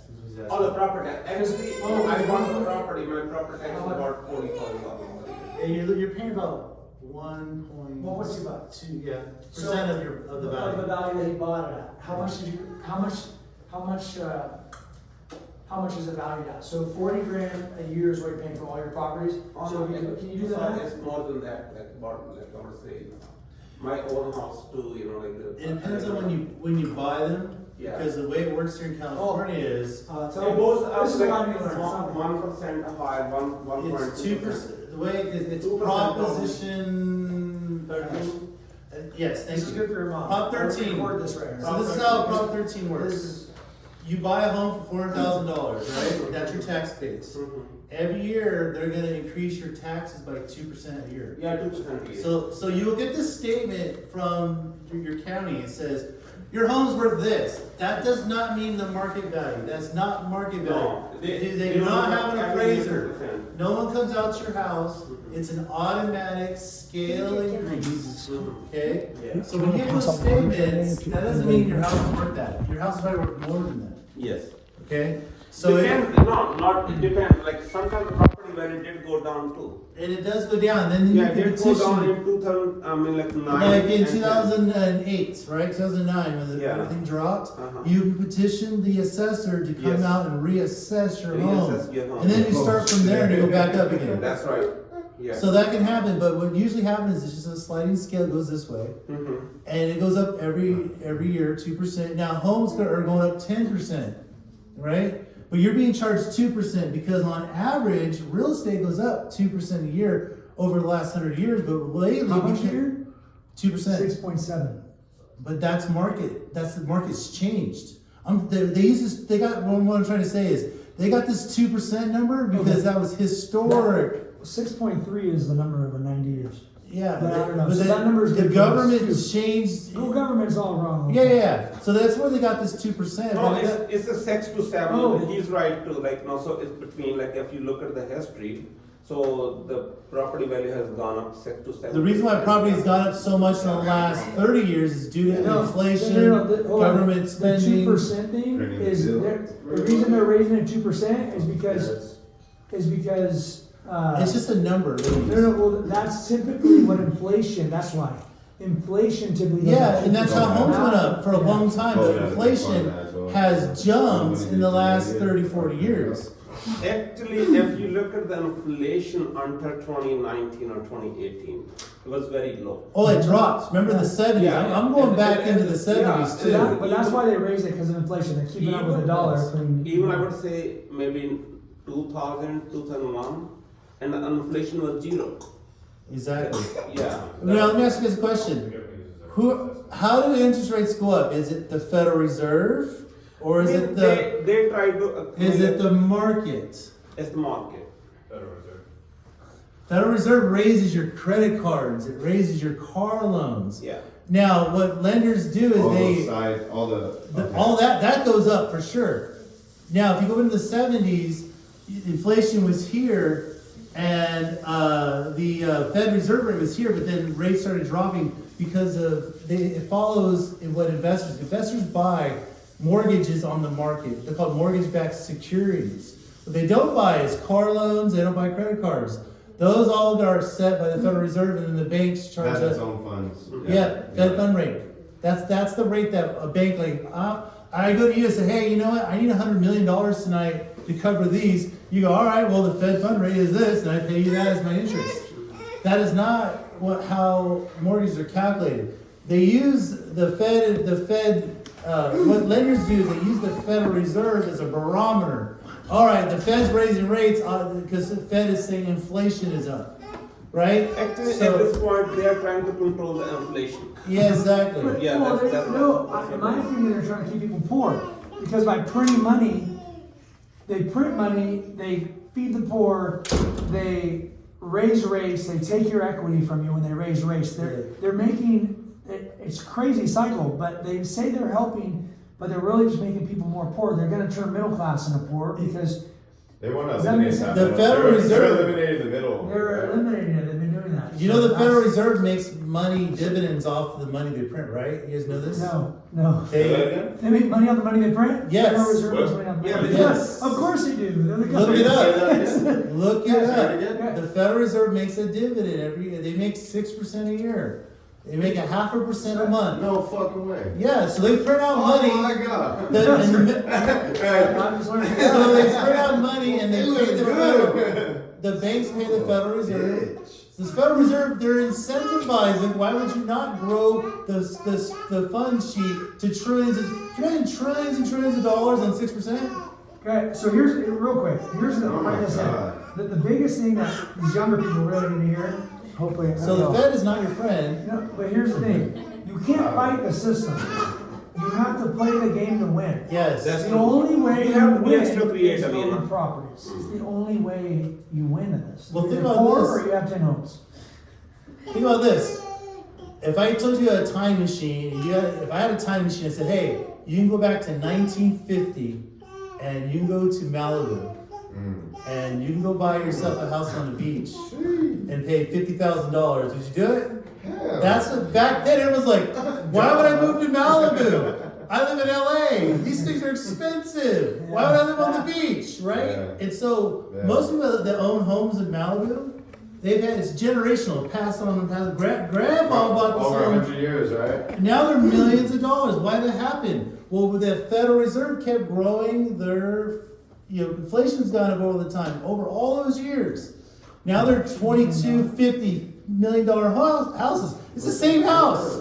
They refurbished it, and they renovated it. You know, But what changed? The land, the same piece of land. Nothing's changed. there's market. Like if you look at the Cleveland, there's some areas, the property value is still the same like they were 20 years ago. And they do that on purpose. It's called economic depreciation. Yeah, economic depreciation. Yeah, that's They do this in these areas to make it cheap. Yeah. Then it happens in LA. There's parts of LA that they redone, right? Parts of LA that 20, 30 years ago you would never live in. Mhm. And they made the value so cheap they got out the people living there and they redeveloped it, like parts of Inglewood, for example. I was actually born in Inglewood. Oh, they're pumping money in that shit right now. Okay, alright, I'm gonna read this. So that's how things Yeah. change. So, as far as, listen, guys, everybody, listen. So you're not wanting to sell and this is Marshall ratio. So you're not wanting to sell because of the property taxes. This is the biggest thing. If you had $8 million, if you had $7 million in real estate, the difference of you doing a line of credit versus selling, even though the taxes and the fees you're going to pay, the biggest difference is you have an extra $3 million that you're going to be able to buy with. So that $3 million, if 20% down, I'm just quick numbers here, it's gonna give you 10 more million. So you're gonna turn 8 million, or sorry, 7. You're gonna turn 7 million in value right now into 17 million in value. So let me ask everybody a question. If you made, we're gonna do 7%. 7 times 7 is what, 4? What's 7% of 4 million? Sorry, 7? What's 7%? What's 7 million? Like 490,000? Okay, so we call it 500K. So 500K. Right now, you're making about 500K a year on appreciation. Same Marshalls. I think they have 15. I think they have like 3 million or something like that. So basically, I was telling her $1 million. This move will make you like an extra $2 million. So okay, so you went from 7 million in assets to 17 by selling everything. But you're thinking like most people are thinking of like saving, like what am I don't want to pay more. But here's the thing, the biggest thing. The numbers don't lie. That's why I like numbers. I don't go emotionally, just off numbers. So 17 million. What's 17 million times 7? Oh, 7%? Yeah, 7% of 17 million. Anybody got? Well, 10% of that is 1.7 million, so it's gonna be. Please. The point is, by making one adjustment on the mindset on all this, millions of dollars, man. Crazy. Just that one little tweet. Just the one little tweet. Wow. I hope this is being recorded. It is, Eric, so I'm going to put Marshall on 1.19 million. I'm recording too, man. I'm Very putting cool. shit on my life. 1.9 mil 1.19. is 1. What? 19? Yeah. 1.19. So I'm at 1.2 million. So right now you're appreciating $500,000 a year. $500,000 a year. Not where if you have someone running everything. I know what you mean. So basically, it takes time to trust people. The guy Barry I have on my team, 6 years. I've been through a lot of people. That's why I lend him out to you, because I know I trust him. You get him managing 50 or 100 doors. You get all your stuff automated onto an app, but you can make it to where you just have a bank, and then you work with me and we go buy another bank. But at the end of the day, you should sell everything and go buy as much real estate as you can. Instead of making 500K, you made 1.2 million. So you're 150%, 140% more. So you're worried about taxes. What I'm saying is you're going to make a lot more having more assets, more banks. So does that make sense? Yeah, I understand. I mean, like, so then I have to do a little bit extra, be myself a little more creative, Well, Yeah. well, just hire me and I'll do it all for you. You don't do anything. Hey, Marshall. I'm telling you, I seriously. I can do loans for like 100 doors, 200 doors, apartment complexes. So someone like you, that's your next level up. So No, I missed an opportunity because like there was a property they called Skool, it was on the other side of the street. Condos. There was 100 units. I should have bought them because like they sold for like I think $80 to $100 per square foot. It's not too late. The time to buy is now. So that's why I've been buying the property, but like I've been very lucky because I never lost any money on any property ever. That's not luck. Huh? You just didn't run out of money. Huh? The only mistake anybody makes is putting the cactus. I stopped. At one I can do point, that for fun. Can I talk about a DSCR, Melissa? Yes, but I mean. Alright. DSCR, yeah. This is a really great investment loan for investors. I'm not gonna need your tax return. This is a new loan they started doing, right? Yeah, just a couple years ago. It's really Everybody's doing it. the commercial world. If you want to buy a commercial building, I'm not gonna get your tax returns unless you're gonna occupy it. actually, I started investing into the stocks. That's what I did. Okay. Yeah, I did make money on that one because that was another thing, I mean, this is working really good for me. You gotta, having some stocks and having real estate's great. Yeah. But if you're looking to buy rental properties, we're not gonna look at the DSCR when it stands for debt service coverage ratio. So all we care about is what does this property cover the debt at a certain ratio, meaning what income does it produce? And this came from the commercial world. So we don't, when you're looking at buying commercial properties and you're gonna rent out, we just look at what is the property rent for, what's the mortgage, as long as it's a 1-to-1 ratio. What they did is they applied this to residential properties. So I'm doing a 3-unit now with one of our clients here. 3-unit property, all you have to do is put 20% down. If we would've went with like a Fannie Mae or Freddie Mac loan, you have to put 25% down. So now it's $500,000. Instead of $125,000 down, he's putting $100 down. What's the most amount of doors you can do with the DSCR? Oh, like, I have lenders that go up to 100 doors. So for 20% down? See that? So if you sold 7 million and you put 20%, that's where you stretch it out. I mean, how much is 100 doors? Like 100 doors, probably 10, let's say 100 doors is 10 million. 100 doors, 10 million, you put 2 million down. And now you can go do that 3 times, you get 300 doors. So how many doors do you ever have? Total is 17. 17 to 300.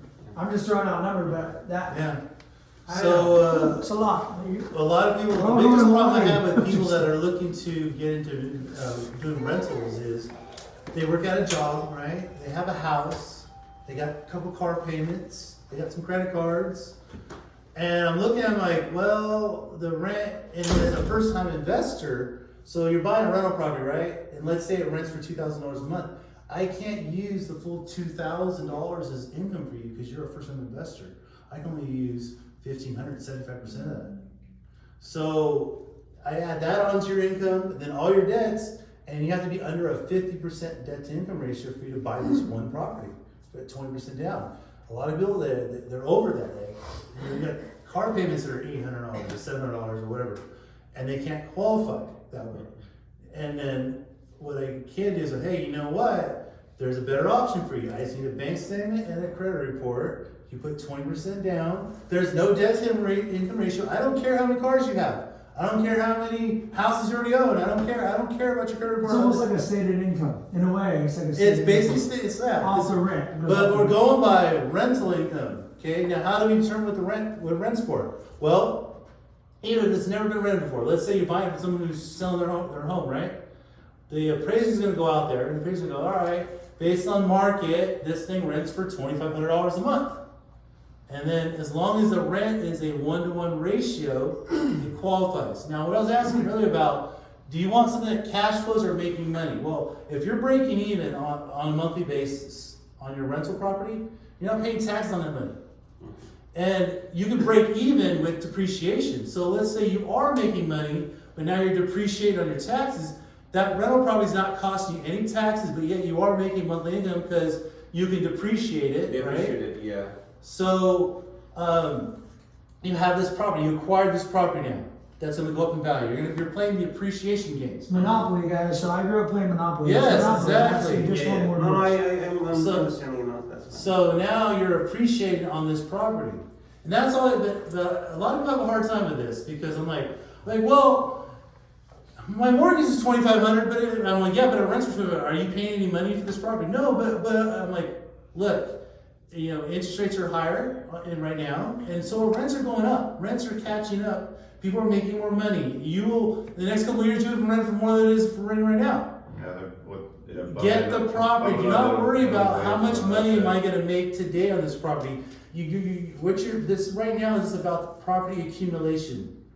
Because I believe that. do you think property's going to go down? No. So it's Yes. No, I mean, there might be a little bit, I'm not saying they...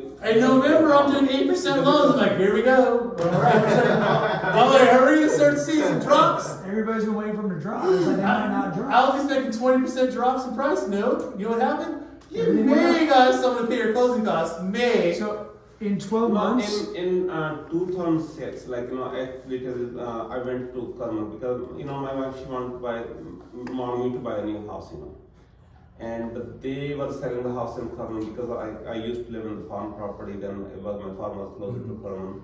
And I went there, I thought I could be able to buy a house in Kerman, it was a nice house, they were building the house. They were not built yet, they were still building, And so they had a long line, people, they were putting the money down payment as they were expecting the property value is going to keep going up and up. Right. Yeah, I went there, then my turn came, and so they said like, you're gonna pay this much down now. But like, you know, the value of the property, we can't tell you right now, we are not gonna lock you in. The property value is gonna be whatever is gonna be bad, like when the property is gonna be bad, like for 6 months from now on, you know. So it might change, you know, it's gonna be a little bit higher probably. When was this? It was in Kerman 2006. Yes. Yeah. Yeah, so yeah. I went. It sounds like a 2006 yeah, story. So, I mean, like they said, okay. I asked them. They said, you put this much money down, and we are not going to lock you the property value in now. But like, you know, so whatever the property value is going to be from 6 months from now on, like we're going to charge you this. That's going to be That's the the purchase price. Yeah, that's going to be your purchase price.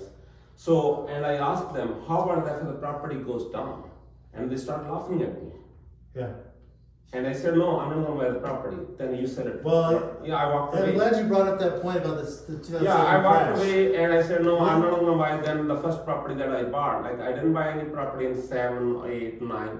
Then I bought a property in 9. Yeah, let me tell you the difference between then and today. Mm-hmm. Back then, they were doing what he mentioned, state income. State income. So what does that mean? Eric, how much do I make? What do I need to make? You have good credit and a brand. What do I need to make? So, oh, you need to make 300,000. Yeah, that's what I make. That's right. I make 300,000. Right, put that on the app. I bought a home. My first home I bought was in 2004. It was right around McLean. I was working at AT&T Wireless at the time over on Cedar and Herndon. And I saved some money in my 401k. I had some money put down.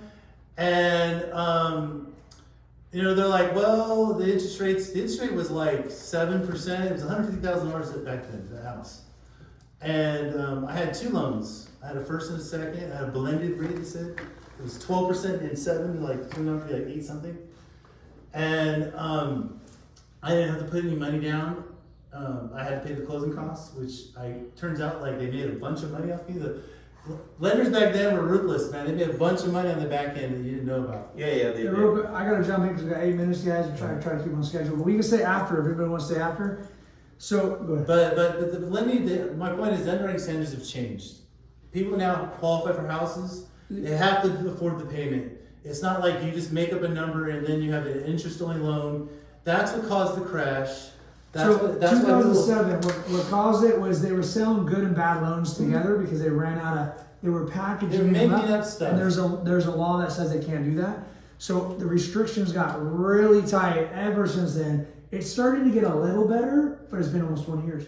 So it's still your conventional loans are still gonna be hard to qualify. You know, like they're gonna look at everything, FHA. So all these houses out here, people are buying right now at 7-8%. They have to fully qualify for them. Here's the biggest thing, guys.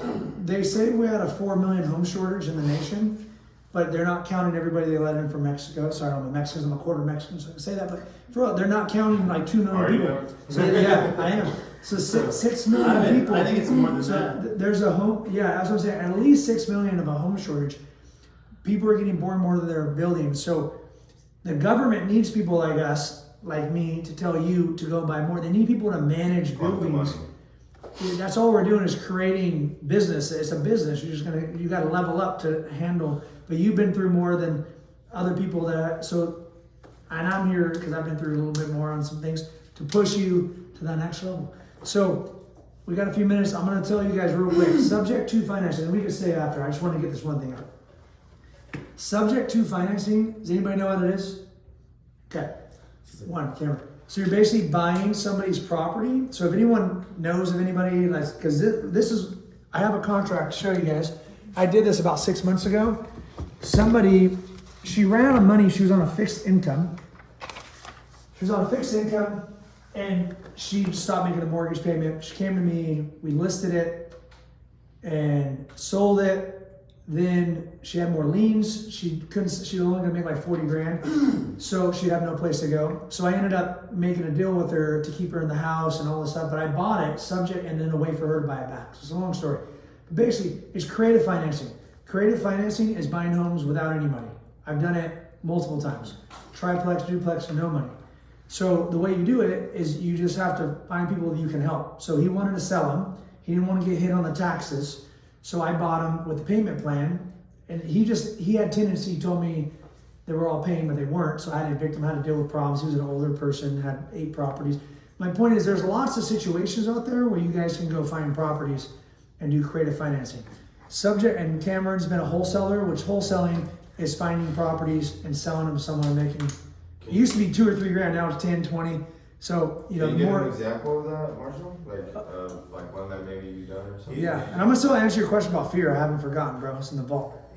But an example of wholesale.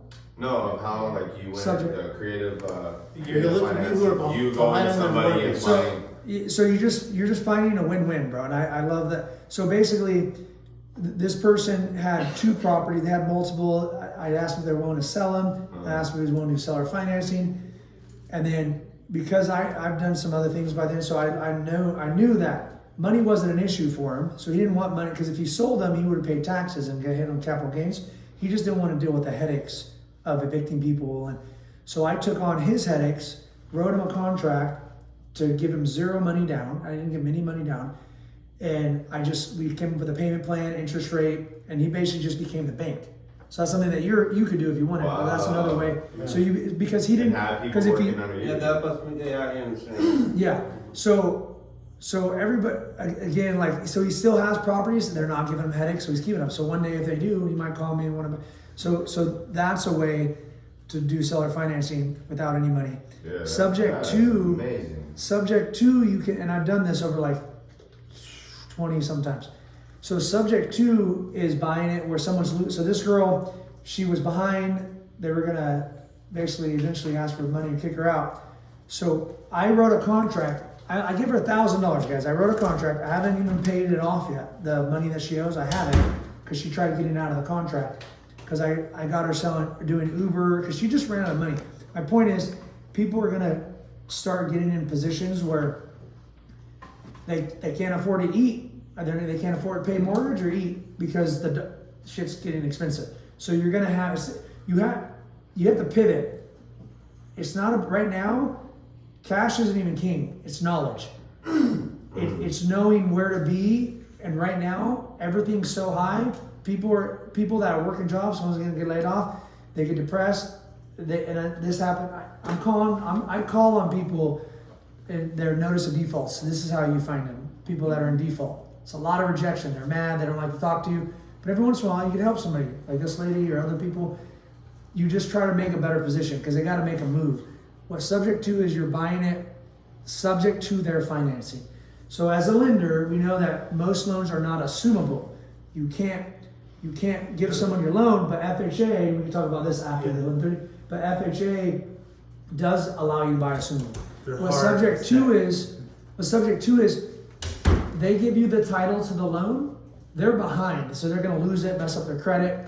Actually, I called on somebody, they had already sold it and short sold it, jacked her credit, she wanted to buy, she had a job, her and her boyfriend broke up, bought a home a year ago, sold it for $30,000 less to pay the agent fees, and she got, so the agent wasn't smart enough to go, hey, I'll just take this, she just didn't know, let me take your house, let me have it, I'll give you $1,000, here's $1,000, and then I'm gonna save your credit.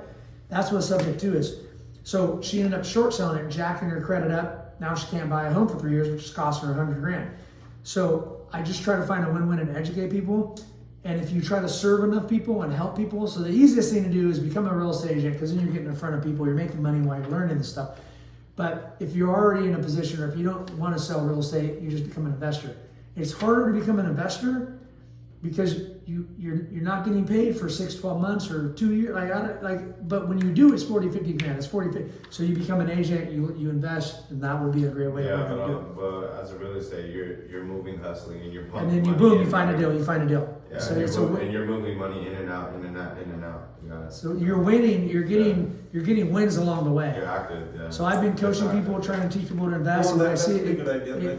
And the investment is, I put that money down, but I gotta wait for everything to start pumping and generating, and then I'll start seeing the return. So I learned about my psychology about most people. When I stopped selling homes, instead of, if I was selling, I would have been getting like adrenaline hits, bro. But I didn't, so I went and bought 7. Dopamine. That was keeping me dopamine. So at the end of the day, we're all getting dopamine a certain way. I attach mine to money and wins. Or really, when I make a phone call, guys, if you really want to make money, make phone calls. You could get on and cold call people right now and make money. Yeah. I've done it. Cold call. Just call like Yellow Pages, speed dialer. I have a speed dialer, but we'll talk later. I have a speed dialer. You just basically get on there, and I was doing it yesterday with a couple people I'm teaching, and just finding ways to win. You know what I mean? Like either find people that are looking to buy, or you find somebody that needs to sell, or I lost my job. We'll see inside Yes. the rest Okay. Give me Have a some good day. info. Hey, was there any questions you didn't These get are all the different answered? loans that we can do. Any questions? Yeah, but it's more on the loan side. Okay, for my call house. him, Yeah. and then we'll talk. Yeah. Nice to meet you finally. Thank you. Good. Have a good day, ladies. So, anyways, that's been, I wanted to, that's a fort, guys. So I learned from a friend who ended up screwing me over and costing me a bunch of money. But basically, he paid 40 grand to learn how to buy homes subject to, and then I learned enough to go figure it out. So if anybody has questions about that, call me. There's a couple forms you have to do to protect yourself.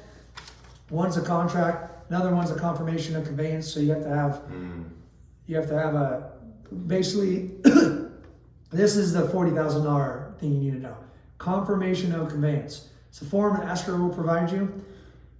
It basically allows them to call the lender to sell it. So you could buy a subject to, but if you don't get a confirmation of conveyance, you can never sell it. If the person dies, you're screwed. So you need a contract, confirmation of conveyance, and that's 40 grand. You pull them off the title, and you put yourself on title, but you're not on the loan. I have a lot of investors that do this, and then I just refinance them into their name. Now, there's a chance that they call it due. They've never done it. I've never heard of it. But so if the worst case, they call it due because you're not, the money's getting paid from someone else, but they don't ever do it. I've never heard of it. They don't care. Like, As long as it's getting paid. As long as it's getting paid, they don't care if it says Jack Smith, and they're like, this is not Jack Smith that owns the house. You could be an uncle paying some mortgage. There was an issue, like, one of the lady, she lost the house, but like, her mom, when she passed away, the loan was under her. Mm-hmm.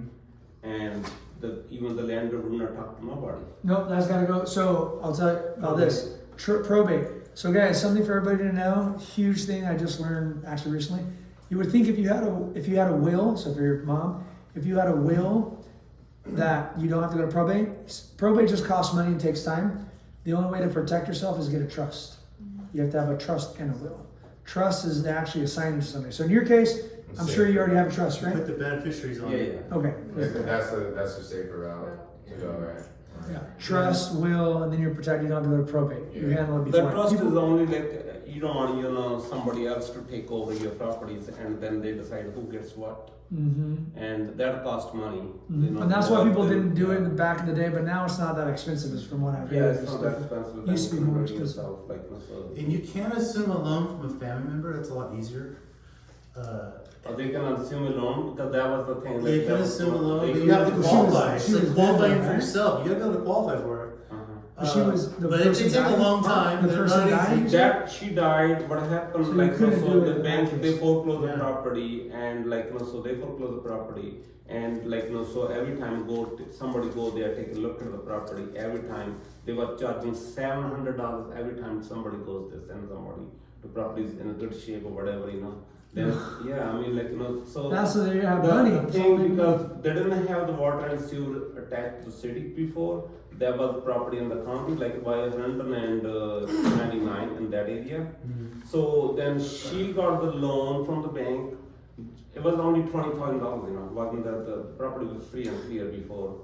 And came from her mom, whatever. Then they just, they pay the city to attach the water and sewage, from city to their house, Oh, hook it up to They the city. didn't have to have their own well or whatever, it would cost more.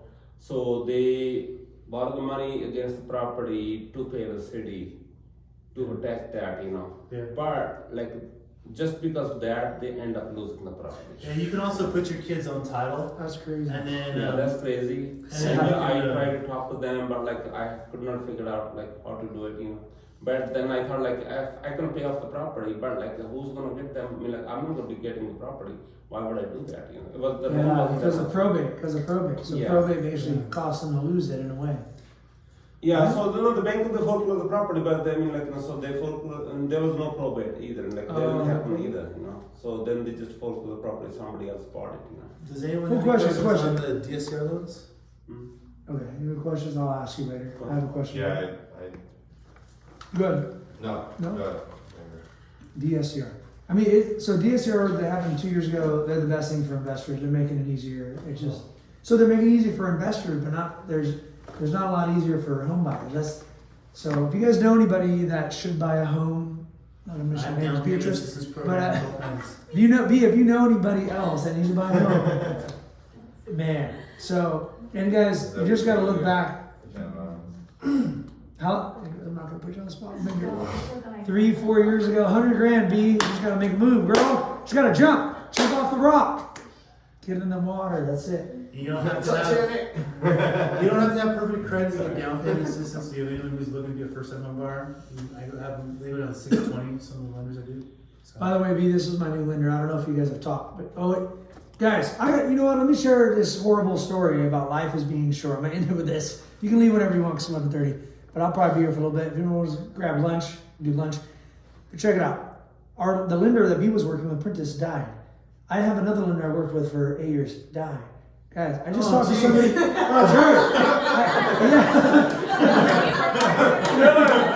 like, what the fuck? We didn't talk about this, bro. Oh, you told me this, man. Tell me about this, bro. Hey, we got to work with the resources. I'm glad I came to Jesus. I'm glad I came to Jesus, man. That's a real fucking problem. Watch the video. I hope you survive another 50 years, bro. We're gonna start doing the push-ups. But my point is, life is short. Life is short, guys. It's too short. It's too short. And Make the life big moves. is short, and life is very, very fragile. There's a beautiful thing about it too. Amen. Amen. All right, guys. Thank you for coming. Hey, next month, who wants to come? Who wants to grow some more? Who wants to see him buy 200-300 doors? He's like, I don't even know, but let's go, brother. Give me a call if you have questions. I have over 230 banks I can broker to, so I have all kinds of loans. Marshall will be working with you too. Thank you, Eric. Marshall. Oh, Marshall. Hey, VJ. Want to do lunch? You got a place to go? I'm actually I'm busy today. Have a great day. Thank you for coming out. Hopefully you got a couple things. Yeah, no, there's a lot of family from other stuff that I got from you guys. Bye, have a good one. Hey, you might level that over. We just gotta have lunch. We're gonna start communicating. Yeah. I'm gonna swing for some properties and sit there. B, you're leaving me? All right, let's hang out. Have a good day. Good to see you. Thanks for letting me go. Nice to meet you. You ready to sell real estate or what? Call me. I'll give her the YouTube and then have her reach out. And then you come to the next event. You'll be my Vanna White, my assistant. I'm recruiting at Vanna White's. Alright, that's right. No, It's summer.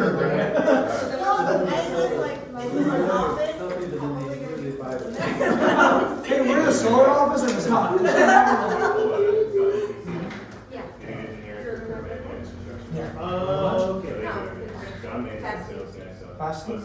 They're probably gonna have steak, lobster. So he's going on my invite. Oh, hi, how you doing, sir? What was your name? Was it? Irby? Sorry, I should have done that. Irby, nice to meet you, sir. Cool. Hope it wasn't too much for you, as far as like, it was a lot. How did I do? You can text me when I fix that. I want to hurt your feelings. You're not gonna remember. I thought it was fucking great, man. Yeah, it's the only one that's now. Are do you guys work together? Yeah, she's starting to sell real estate. Oh, okay, cool. Yeah. So you're the critique. And we're gonna recruit this guy to come work with us, bro. I'm ready to work with you already, bro. Get you on the phone. I'm willing to do anything that's gonna help me be a better man, person, and as well to be able to help my family. What's the most expensive thing you can sell? Most expensive thing I can sell? Other than oil.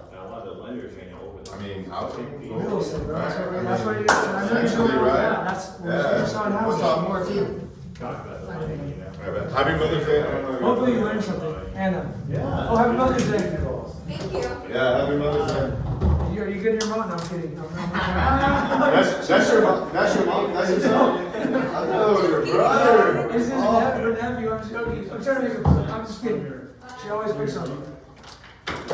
Sir, nice to find you, Phil. Yeah. How many phones you got there? No. You use that to buy? I got two, but one was bad. I got to terminate it.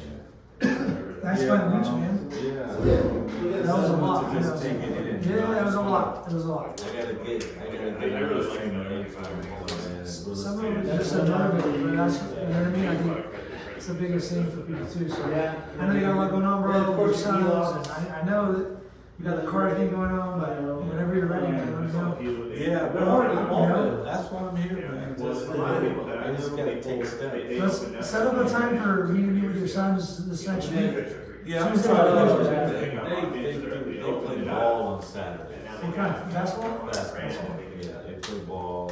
How old is it? They're like, my oldest is 31. I feel bad. Yeah, until you work out. I work out too. Yeah, I tell you, you're older now. I gotta keep this When I talk to you, I picture you being older. Because you're real like, modest, chill. But when I see you, oh, you're young, man, it's good. I work out. It's good. You just pay off, It might be a hard thing, bro, everything, you know, get out stressed. I had a temper problem when I was young, bro, and my mom told me, have you worked out in a while? So, I work out every day, bro, it just gives me a lot of energy, man. It's clarity. Working out gives you clarity. Come next month, bro, I'm gonna do this monthly, I wanna build it up, 100, 2 hours, I wanna get people. I am looking to give me some. I'm looking to Hey, this is I'll show you for you, like, you know, I'll show you guys this. I need to Keep saying, you know, I feel like it's just Anything, bro, anything. Honestly, Really? so I have a lady right now, I gotta talk to it's her. understanding, hey, She's, it's good. they just got paid 275, one like 350, that's all they can do, but they're actually willing, they're like, you just gotta do something, even if you don't live there. As long as you buy a home that's primary with intent to live there, like, just do it. I'm your guy, man, the best guy to get you there, I promise. As long as you have the intent to live there. So see what you're approved for, buy some, 2 years, then you gotta buy some, you might have to sell to have it. Okay, so you're saying, go out and get pre-approved. From Eric, right, yeah, just get pre-approved, yeah, Eric will. Alright, so, He's really doing numbers, and he knows he's got like 200 loans, that's why. okay. So the mortgage. So we'll give you your best. I feel really comfortable with credit. And I did this for my parents. How does it- It's just drop, man. Well, I can tell you ways to get it up. You know how many credit cards you have? Somebody locked it, so you got the. It's a Okay, are they all maxed out? For a house. No. And it goes up. So what do you think, what do you think? They don't let back in You the got day, cars, you they got a did lot, that. you have a lot of stuff. Yeah, You can look at it.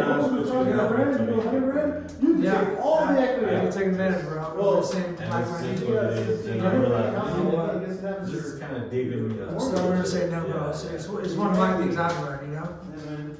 Once you value yourself, that's why I talked about that too, because I've learned these things, man. Like once you. Well, I got a grandson. Thank you, bro. I got a grandson. But these days now, like my dad's 80, You know, his I'm mother. 75. They owe 150 on their home, and home in Fresno over here on Fruit and Sierras were 550, It's and they only let them.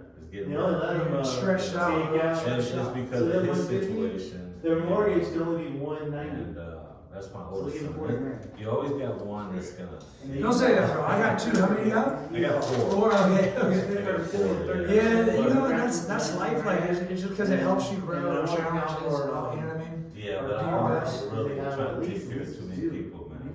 Take care of you, bro. You can't, you gotta fill up your cup. And You my know? wife, yeah, I gotta take care of You and your wife, you gotta start saving, you know? At least you ain't the first time, bro. I'll send you that book if you want. I think it sums up everything. But still, you're But gonna have it's, a house limit, and you know, what if you didn't have a Same house thing. limit, and what if you didn't have the debt? Lost. I'm gonna see the book. I think about it, but there was something there. It's like, it's a really good book. Power of Concentration. Yeah, it's like, I read over a bunch of books and people it buy sums up houses with just reverse about everything. mortgages. So I go over and over and over. Like a purchase, a But it's reverse like you purchase. focus on. Yeah, the HELOC too. On the HELOC, you Yeah. can you can buy whatever you want, right? So let's say they sell their house, right? You sold someone's house, and they got 400 grand of equity. They want to buy another house, but they don't want to pay. The senior's like, well, the next house we buying, it's 600,000. We're gonna put all 400,000 down. But Yeah. still, the interest rate's 7%. Yeah, It's keep like going, man. You learn this stuff, right? $1,600 house payment. We can't even afford I that. really wanna. Well, you take the 400,000 or whatever, and you put that down, Yeah. and you reverse mortgage, and then have a house payment. Actually got Wow. a couple houses that I had. So I've done quite a few reverses. 2007. That's pretty much what you do. What essentially, Yeah. That's the situation. what do you do other than Like, obviously? yeah, less than a Mortgage broker with Henson Mortgage?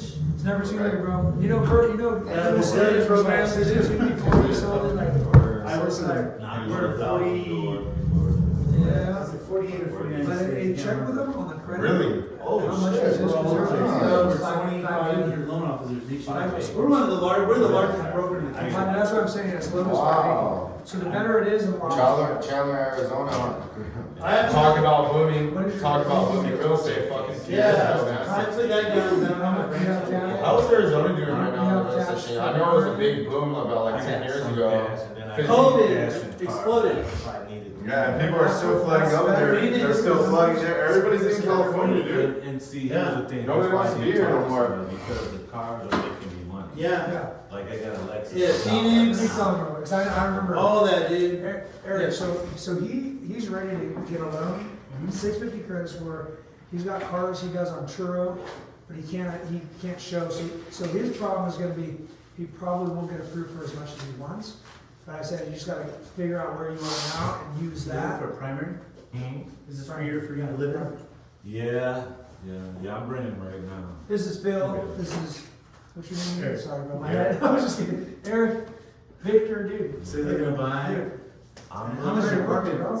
You know what, man, I'm down to do anything. You know, if you want to get lunch You're cars. investing, man. You go right now. We're doing now. Wanna go with it? You wanna go with it? Let's do it. Let me invite Cameron. 13 on Yeah, BMW up there. I tried to tidy up pretty much everything. Hey, no. Yeah, I put away all the chairs and all that good stuff too, man. 80 on Oh, yeah. Palisade. Oh, wow. Okay. So what gross monthly? When I broke monthly. Not take them, don't use that. What's your gross? DJ, he's like, all he's gonna do is Oh, sell. the older gentleman? And my whole thing doing these events, bro, if you're selling 10. real estate, 10. then once, 12. I'm gonna get them, okay, we're gonna sell that. What are you looking to buy? How much? It's like he wants to be, it's kind of like at the end type of thing. I'm just gonna talk. I don't even know how to just say, alright? My dream is bigger than. Oh, there you go. We're all that way. Okay. We all have champagne takes on your budget. Okay, so. No matter what our budget, no matter what our income is, goes Because I into think the it's budget. And I'm sure he's good as is, but why not be better? You know what I mean? Here's the difference between Nice, most people. I need 4 bedrooms. You can tell him something and he's not, You know, you're right, like 600 grand. right? John Screw is the same way. Yeah, John Screw's like hard-headed as that guy, bro. 650. I was just I looking at wanted one to this get John morning for Screw with that guy, so 650. he could see. 650 your Like, payment. so which one, John? How much you put down? Oh, John, yeah. 'Cause with this guy, like, his money holding it back, his money, over taxes. Probably got People about. look for a reason not to do You something. probably can But if qualify you for show a few them, down like, payment there's, assistance you're programs, actually because I wrong, think it's for right area here. for So I just floods, showed them, no. I wouldn't, and you know what, you're right, If oh my my mail God. register would be crazy. And also $180 looking for a couple year. properties at 100, 200 grand on the same 180 a weekend. year. And you So said it's like right there, bro. And then we just do. It's kind of like, you guys need that little pump, that little like, Yeah, that someone that- influence. Like right up on it. You probably could qualify. Bro, But it'd be an FHA loan, an FHA only goes to, saving, but, bro, it's I think level. 480. Who's a $1 million for make 10? 49 though. That's the whole. Yeah, no, it went up. And that's the whole thing about Yeah. taxes That too, means you right? have to come with a difference. You're gonna fucking pay him, but So. let's you be have to real, come with dude. At least 5%. you're making a shitload of money, You might- take care of it. I have to see you know? on a 3% down. So, yeah, I was gonna tell you. And I need to learn, I wanna learn much, I need to learn more about taxes, that's something I was educating myself on a few months back. Hey,